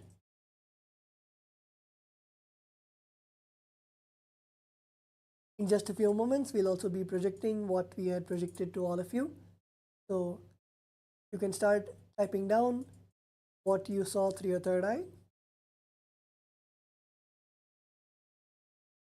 without any self-doubt or self-hatred, self-denial, without any of the patterns interfering. Just type down, and we'll now be projecting what we had shown to all of you. A picture of many fruits. So whether you're able to see the picture as it is, or you're able to see the shapes like a circle, or you're able to see the colors like green or yellow or red or white or brown. It is wonderful. You have manifested the power.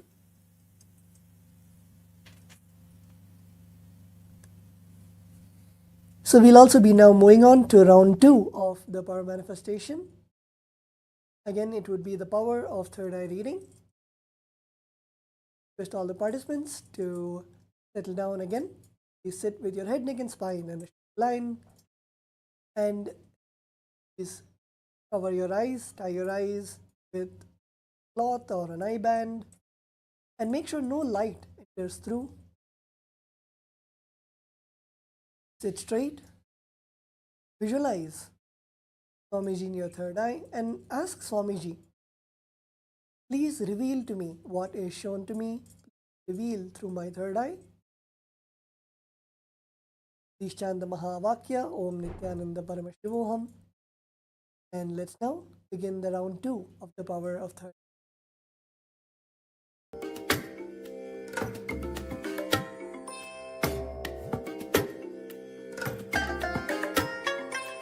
I bless you all. Let you all open all your three eyes and manifest the powers of Sadashiva. Om Nithyananda. Paramashivoham. Om Nithyananda. Paramashivoham. Om Nithyananda. Paramashivoham. Om Nithyananda. Paramashivoham. Nithyananda Paramashivoham Om Nithyananda Paramashivoham Om Nithyananda Paramashivoham Om Nithyananda Paramashivoham Om Nithyananda Paramashivoham Om Nithyananda Paramashivoham Om Nithyananda Paramashivoham Om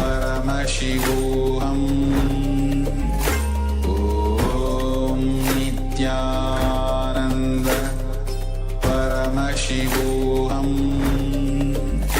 Om Nithyananda Paramashivoham Om Nithyananda Paramashivoham Om Nithyananda Paramashivoham Om Nithyanandam. You can now please relax and open your eyes. You can now type down in the Zoom chat whatever was being revealed to you in your third eye, whether you saw the shapes, colors, or pictures. You can start posting, or even letters if you're able to see any letters. Yes, Zach is saying he saw a car. Wonderful. So just in a few moments now we'll be projecting to you the picture which was revealed to all of you in the third eye.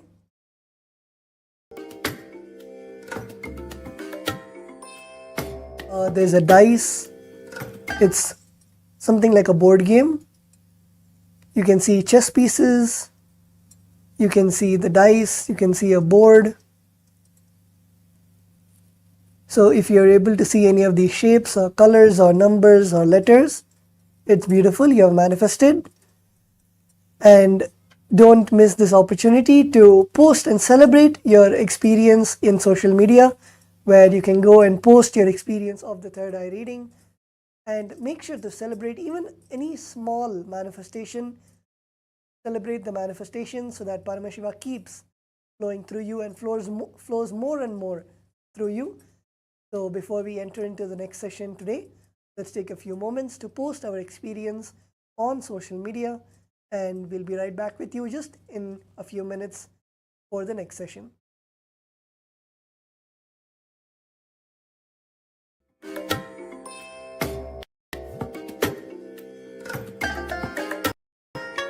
I bless you all. Let you all open all your three eyes and manifest the powers of Sadashiva. Om Nithyananda Paramashivoham Om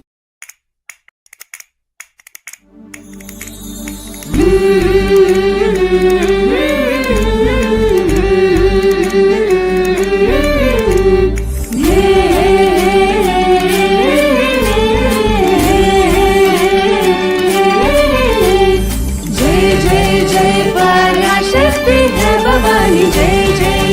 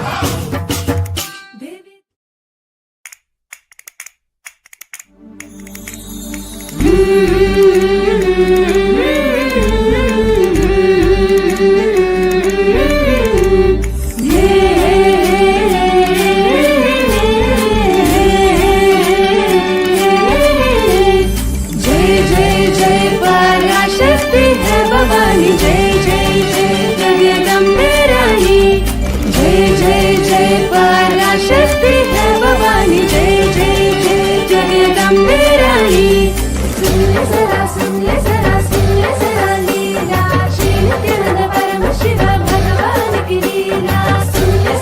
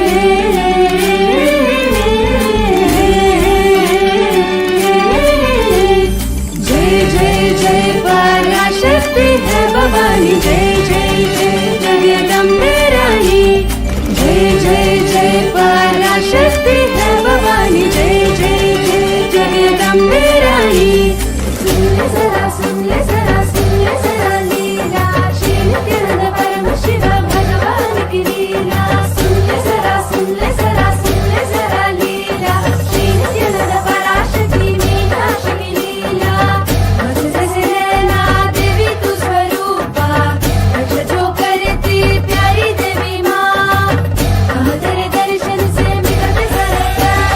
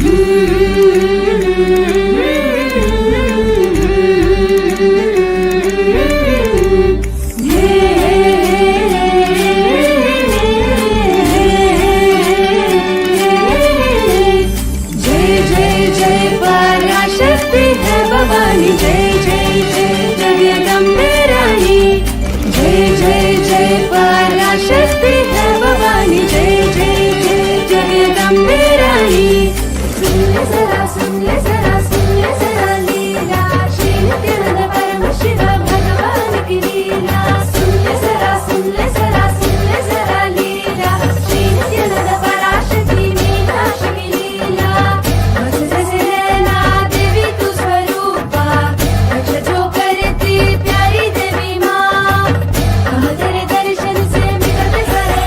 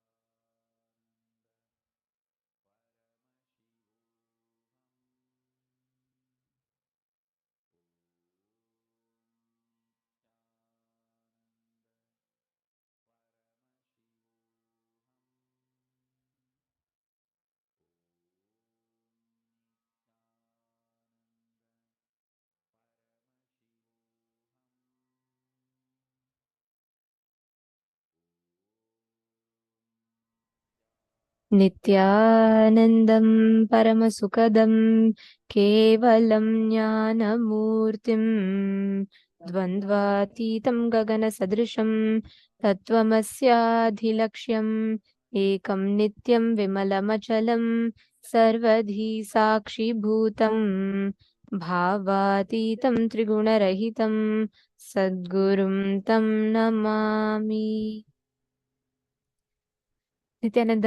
Nithyanandam, everyone, welcome to the day 6 of Paramashivoham. We welcome each and every one of you joining with us today.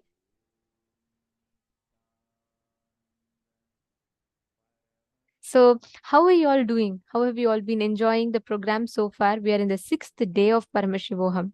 And you all should know one thing, the whole experience of the Paramashivoham, every step that Swamiji has designed is towards the goal of you manifesting your ultimate potential, your divine potential.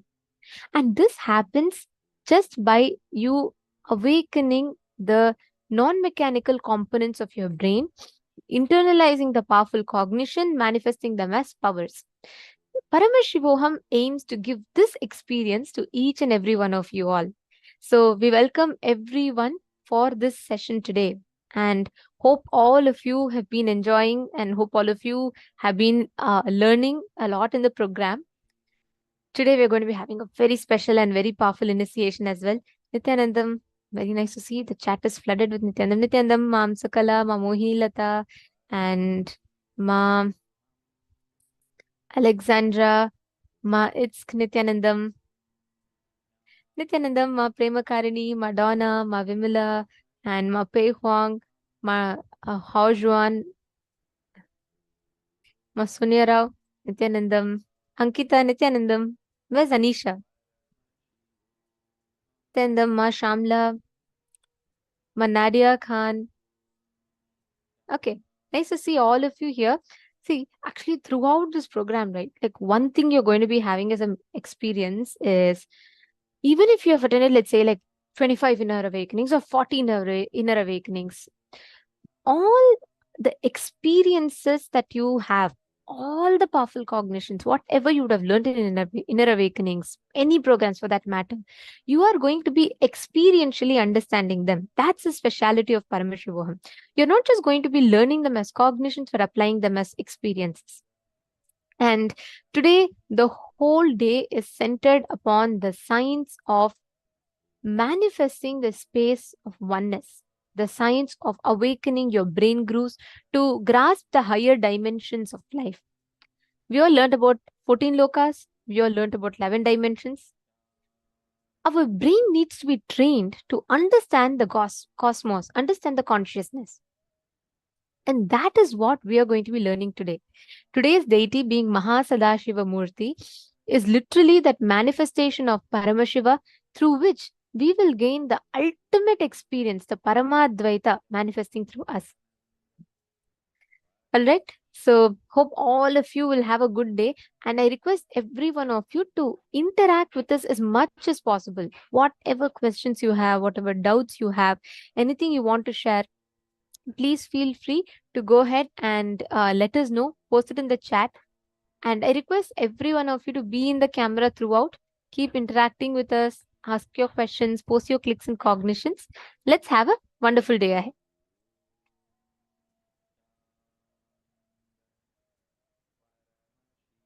Nithyanandam, Zach Medaya.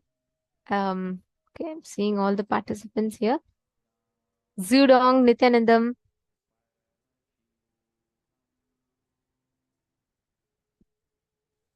Satyojata Shivam and Yogi Ayya, Nithyanandam.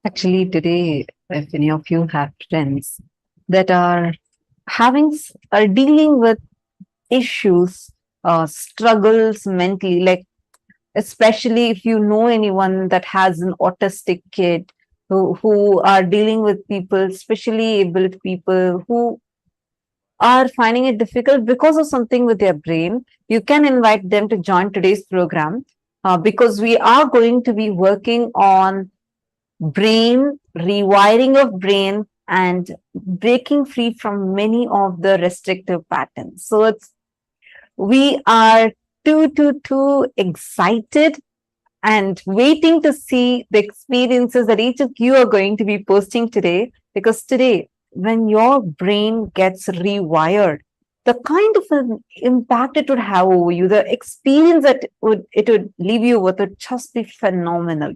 So let's get started with our first session. The first session is going to be on who is Bhagavān Sadashiva Murti. So this is what will be our very first session. Let's listen to the revelation now from Swamiji.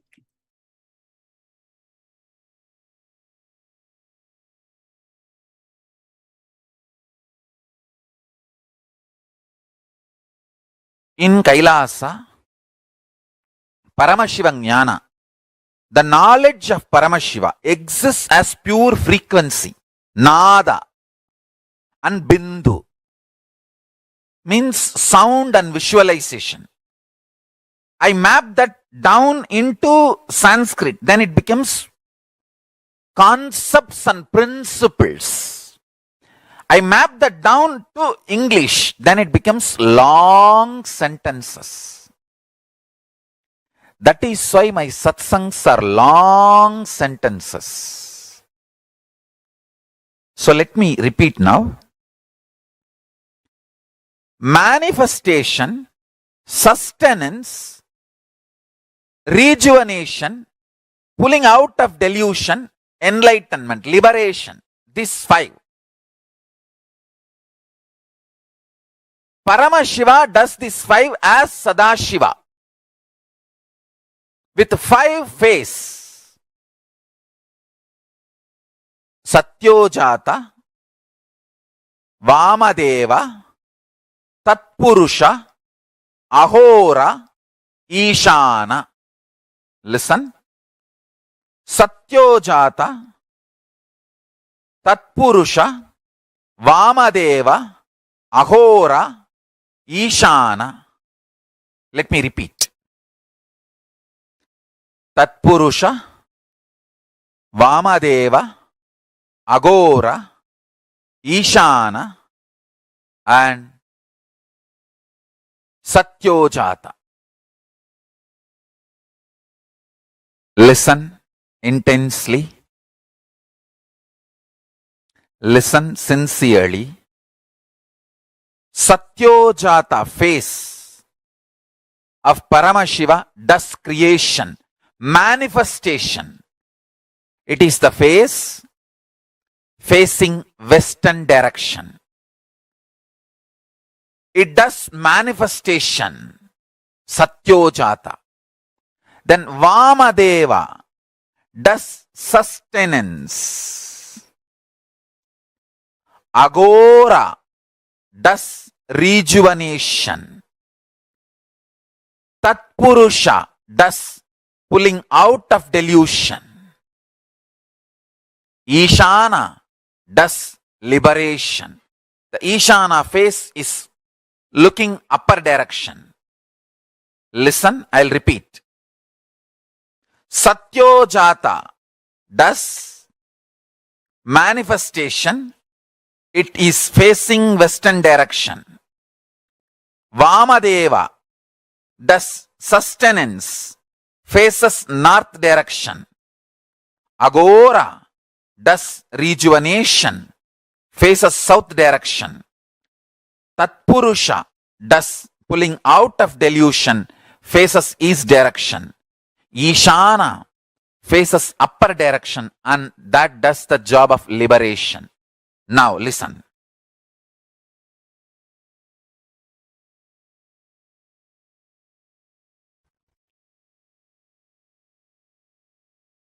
The Sadashiva, he exists doing this 5 Panchakritya.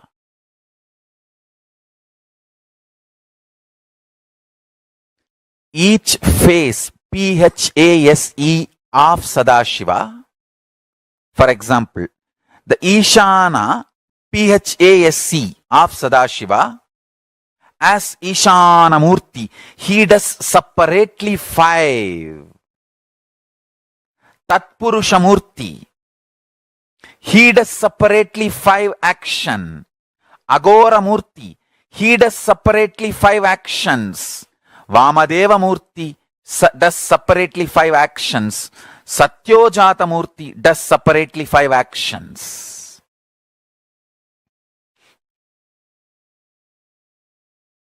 I'll tell you one by one. Sadashiva has 5 PHASES, paces, not faces alone, paces. Each pace has 5 faces.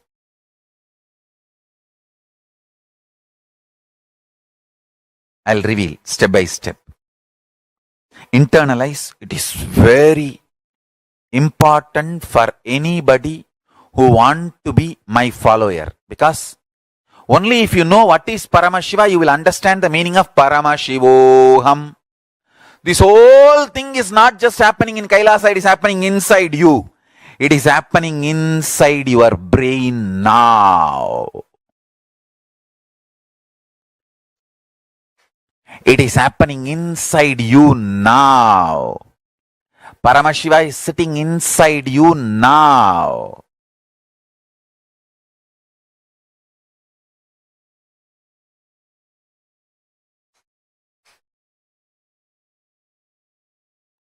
When first time Arunagiri Yogeshwara, I literally jumped and touched my own feet and put it on my own head. I became so excited. I did not know what to do. Because when Arunagiri Yogeshwara was telling me this truth, it was so alive and real. Listen, please listen.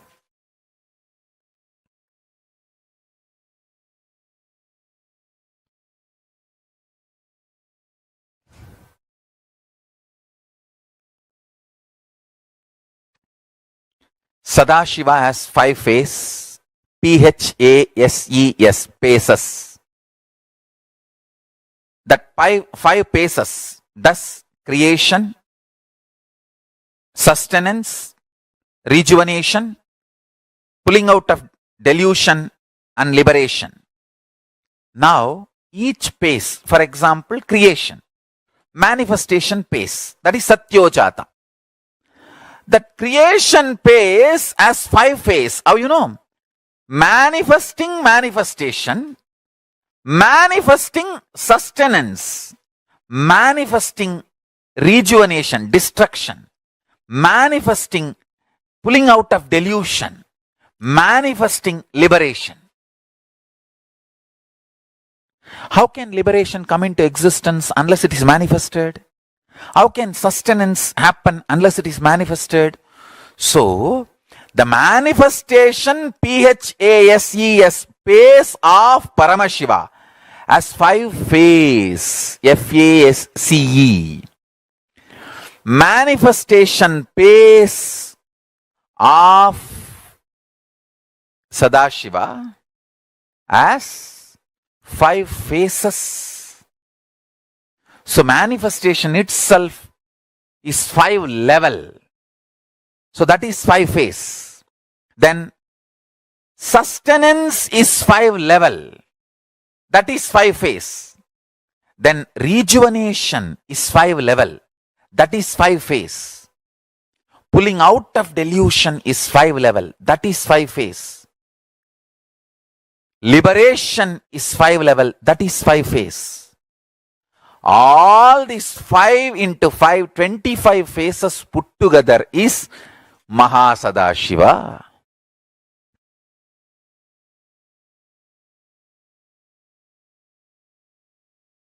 Principle of creation getting created. Creation energy getting created. So, the permutation combination of all these 5 into 5 is 25. All the 25 happening in you now. Now. Listen. If you meditate on this, you will understand. Some people manifesting in your life is creation. Some people leaving your life is rejuvenation. Some people getting back to your life is pulling out of delusion. Some people are adding bliss, joy to you, and you adding bliss and joy to them is liberation. All this, understand, whether it is people, places, object, health, anything you experience, it is all just the 25 principles manifesting, happening in you. If you are fighting with that happening, you are Jiva. If you are master of that happening, you are Shiva. If you sit now and complete with all these 25 happenings in your life, internally, externally, internally, some good things getting created. Some things which you think as good getting destroyed, rejuvenated. Some things getting pulled out of delusion. Some things getting liberated. Listen carefully. Everything happening in you is auspicious. If you understand that, you are Shiva. Inside you, outside you, everything happening is auspicious. I tell you, once you are initiated,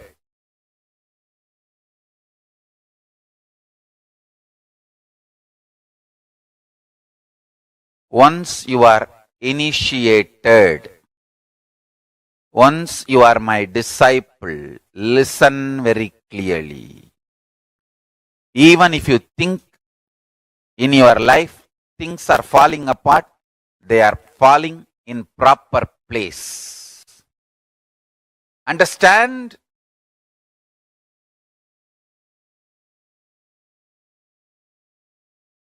Nothing is falling apart. They are all falling in place.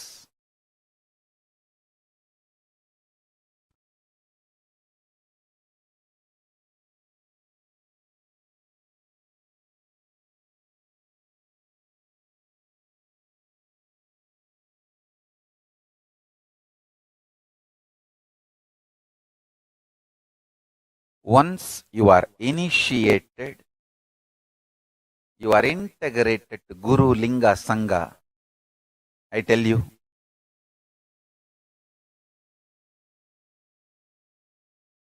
nothing falls apart. You may, even if you think things are falling apart in your life, they all fall in place. Understand that. Nothing falls apart. Everything happening is auspicious. Everything is falling in place for the higher purpose. I tell you. Once you sit with that clarity, you are Shiva. If you are able to come to that clarity in your life, you are master of your life. You are Ishvara. I tell you, whoever is constantly in firefighting mode internally lives as Jiva. Whoever lives in ferocious mode internally lives as Shiva.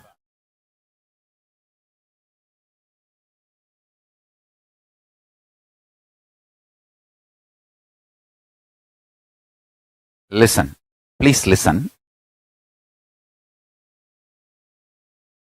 Whatever is happening is auspicious.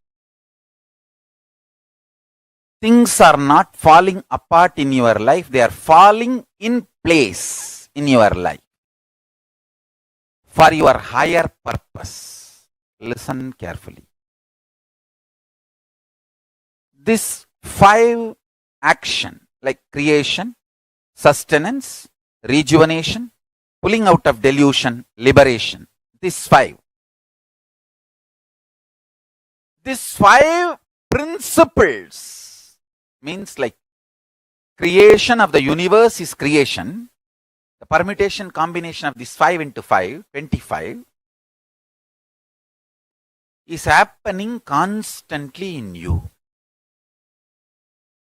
So understand the truth.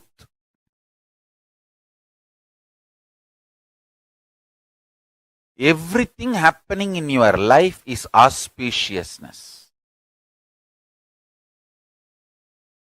With this one truth, one powerful cognition, if you sit and bring this clarity, completion, joy, restful awareness, this one principle in your life alive,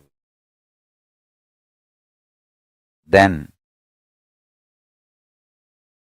you are free from death. You are free from death.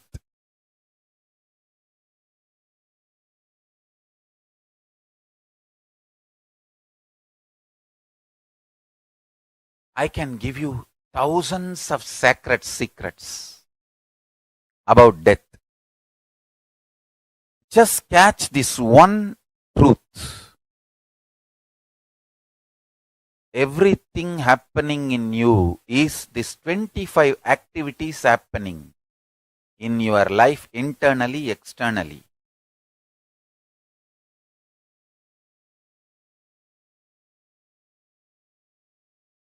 In Vedas and Agamas, in Hindu tradition, now this moment is not emptiness or nothingness, it is Purna, complete, everything. This moment, this Chana, this second, now is the time Kala Bhairava meets our consciousness, and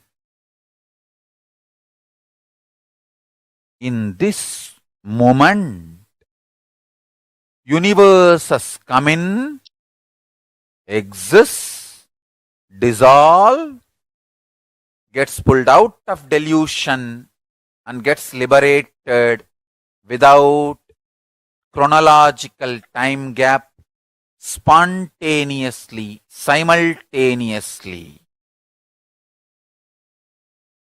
Meditate on it, understand. Samhara is created, creation is destroyed. Sustenance is deluded, delusion is sustained. Liberation is deluded, delusion is liberated. Creation is destroyed, destruction is created. Sustenance is destroyed, destruction is sustained.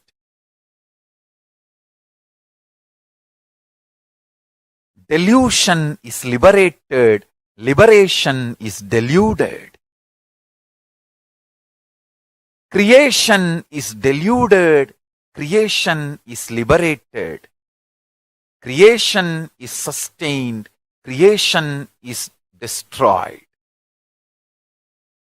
Sustenance is created, sustenance is destroyed. Sustenance is deluded, sustenance is liberated.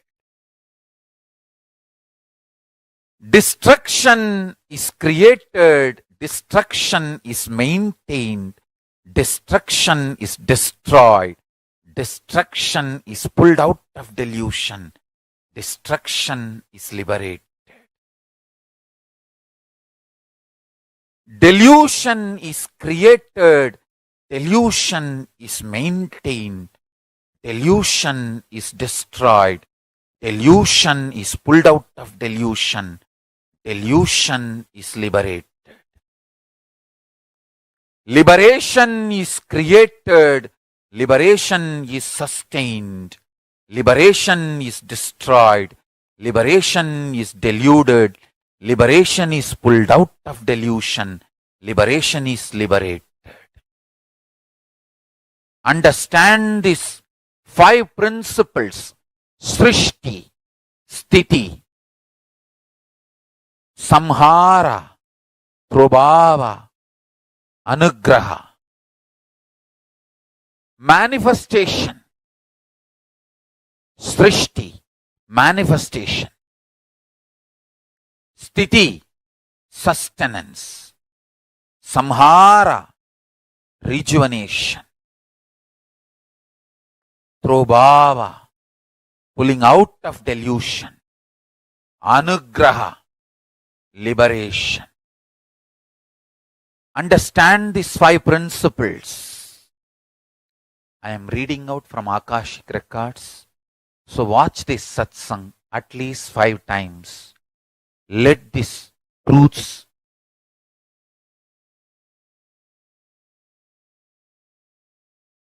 vibrate, reverberate in you. Creation is created. Creation is sustained. Listen carefully. Srishti. Manifestation is manifested. Manifestation is sustained. Manifestation is destroyed. Manifestation is pulled out of delusion. Manifestation is liberated. Sustenance is manifested. Sustenance is sthiti. Sustenance is manifested. Sustenance is sustained. Sustenance is rejuvenated. Sustenance is pulled out of delusion. Sustenance is liberated.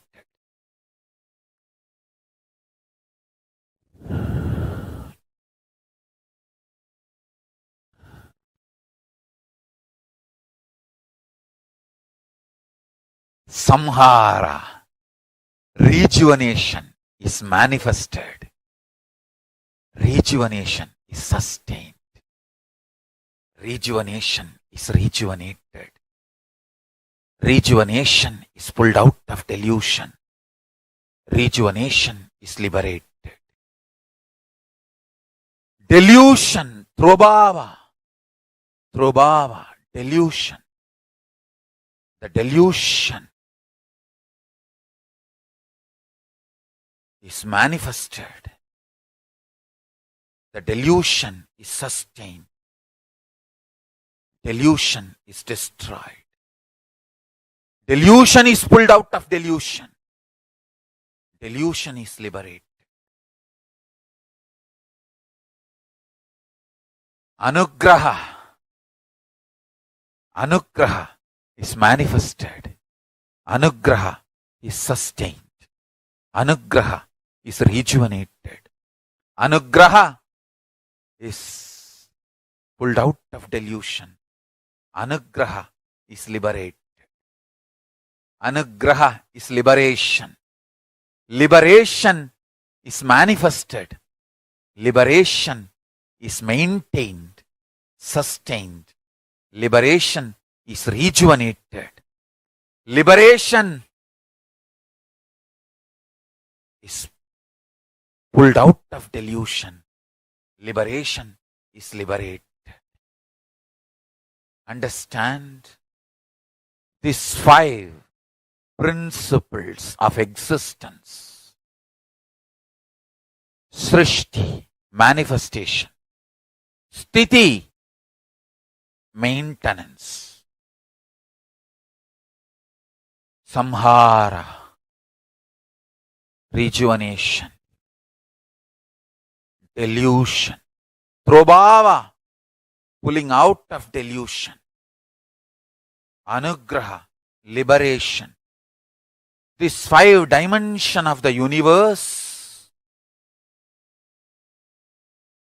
merging with one another, crisscrossing with one another, permutation, combination of these 5 with one another makes 25 faces of Paramashiva.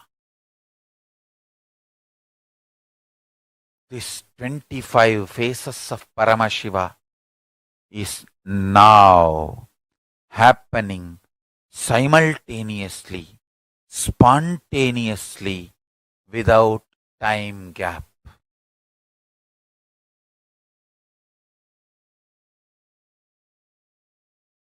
Five into 5, 25 happening now in you is the meaning of Om Nithyananda Paramashivoham.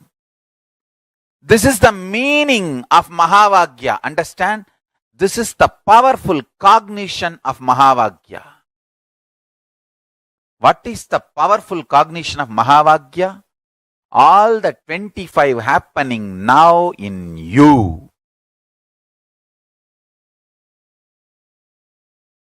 All the 25 happening now in you.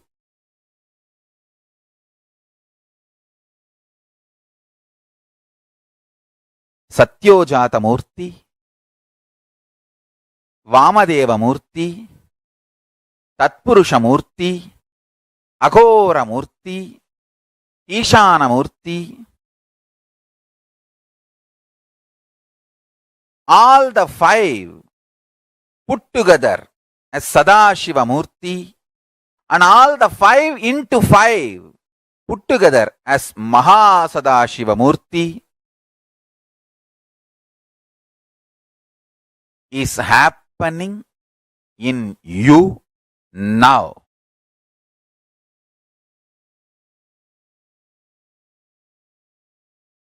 Understand?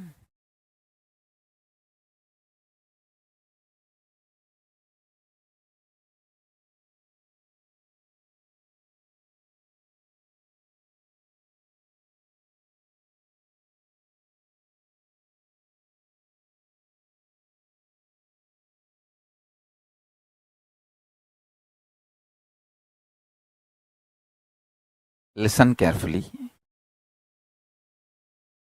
I am teaching you the science Paramashivam Jnana, Paramashiva Vijnana, brought by Parashakti, given by Paramashiva himself to Parashakti and brought by Parashakti to planet Earth, Kanchi.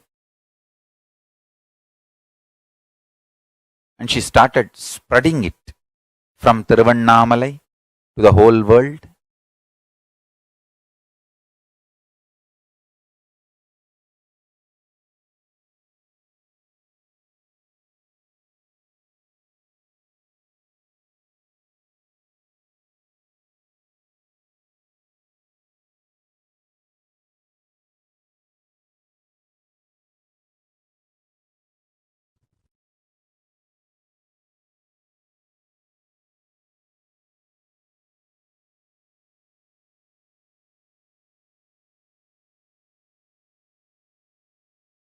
Understand?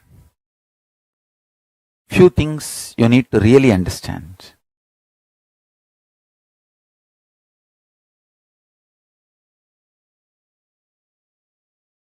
There is nothing called cheating or unnecessary component in Vedas and Agamas. Not one line of Veda Agamas are exploitative. They are extremely honest, truthful. And I really want to tell you, the extreme honesty and truthfulness of Vedas and Agamas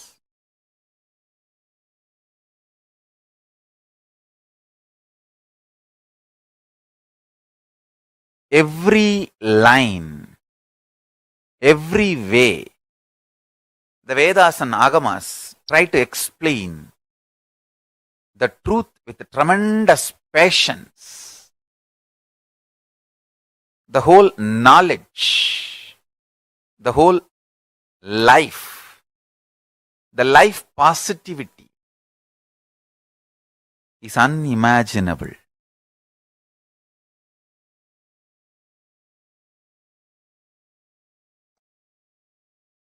Just listen to this powerful cognition. Paramashiva exists with an individual, independent identity with unimaginable form, formlessness, and the pure beauty. He manifests as Mahasadashiva and Sadashiva and Tatpurusha, Ishana, Agora, Satyojata, Vamadeva Murtis. In that forms also he manifests.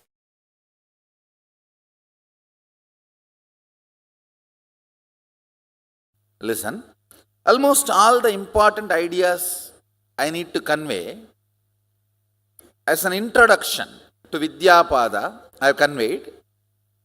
This last one idea, please listen. Because it is all about unmanifest. Listen, please listen. Listen. Because it is all about the unmanifest. Unmanifest means not directly perceived by your senses. But don't think it does not exist. If the software with which you are operating, if that software is upgraded, see, it's like if you upgrade your software in your iPad, in your tablet, the camera definition can be increased. It can be HD camera. The quality can be raised, or the information you capture can be processed in much higher level, in higher frequency. Capturing, processing, everything can be done in next level if the software is upgraded. Same way, unmanifest does not mean it does not exist.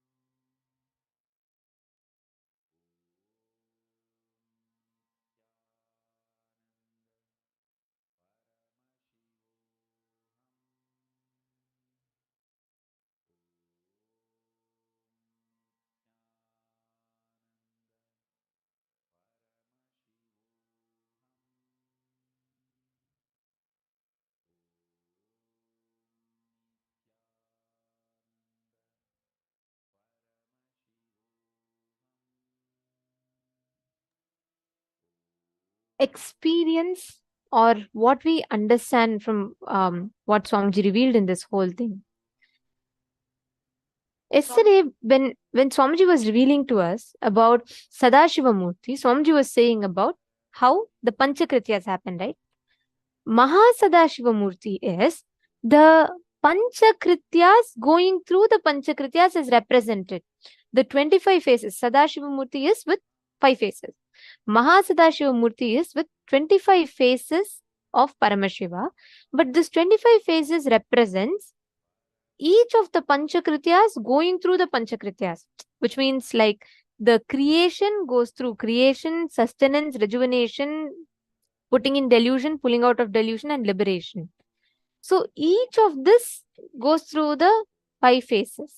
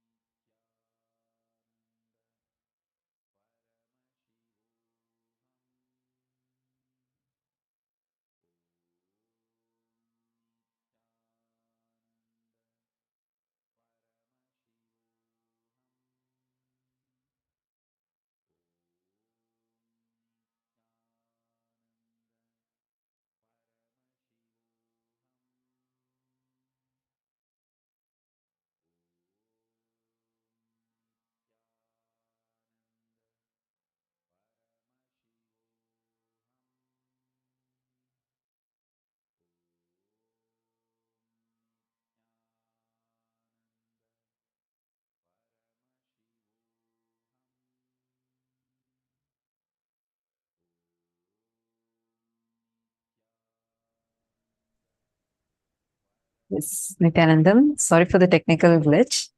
I hope all of you are able to see us and hear us now.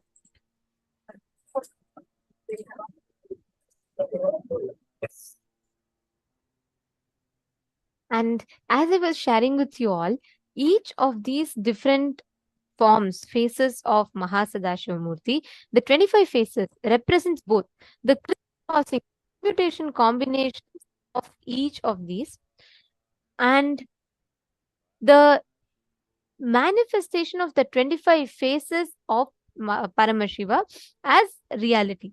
Now, listen very carefully. Swamiji was just explaining, right? The 11 dimensions, length, length becoming breadth, breadth, depth, time, space. Each of these 11 dimensions of the cosmos manifests itself in the embodied form of Mahasadashiva. The arrangement of the phases, the 25 phases, in which permutation combination is arranged, that whole thing represents Mahasadashiva.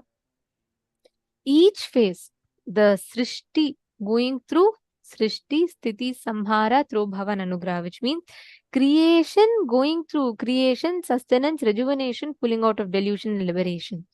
Next, sustenance. Sustenance going through creation, sustenance is getting created, sustenance is being maintained, sustenance is being rejuvenated, sustenance is being pulled out of delusion, and sustenance is being liberated. The next is rejuvenation. Rejuvenation is created, rejuvenation is sustained, rejuvenation is rejuvenated, rejuvenation is put into delusion and pulled out of delusion, and rejuvenation is liberated. How many of you are catching it? The 5 phases of Paramashiva, going through the 5 phases is what is Mahasadashiva. Are you all catching? Are you all clicking with it?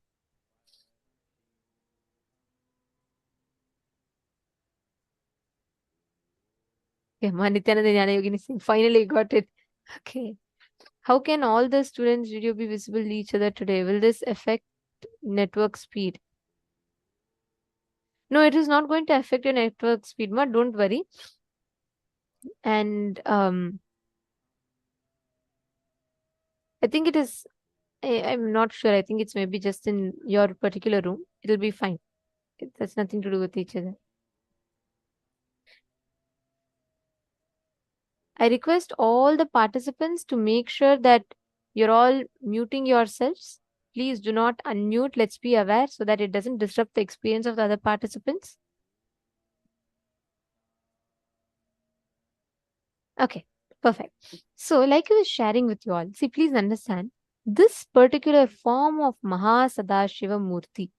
This form literally empowers us to manifest the experience of those higher dimensions of the cosmos, where we can experience the Paramadvaita Anubhuti, where we can manifest the space of oneness with Paramashiva.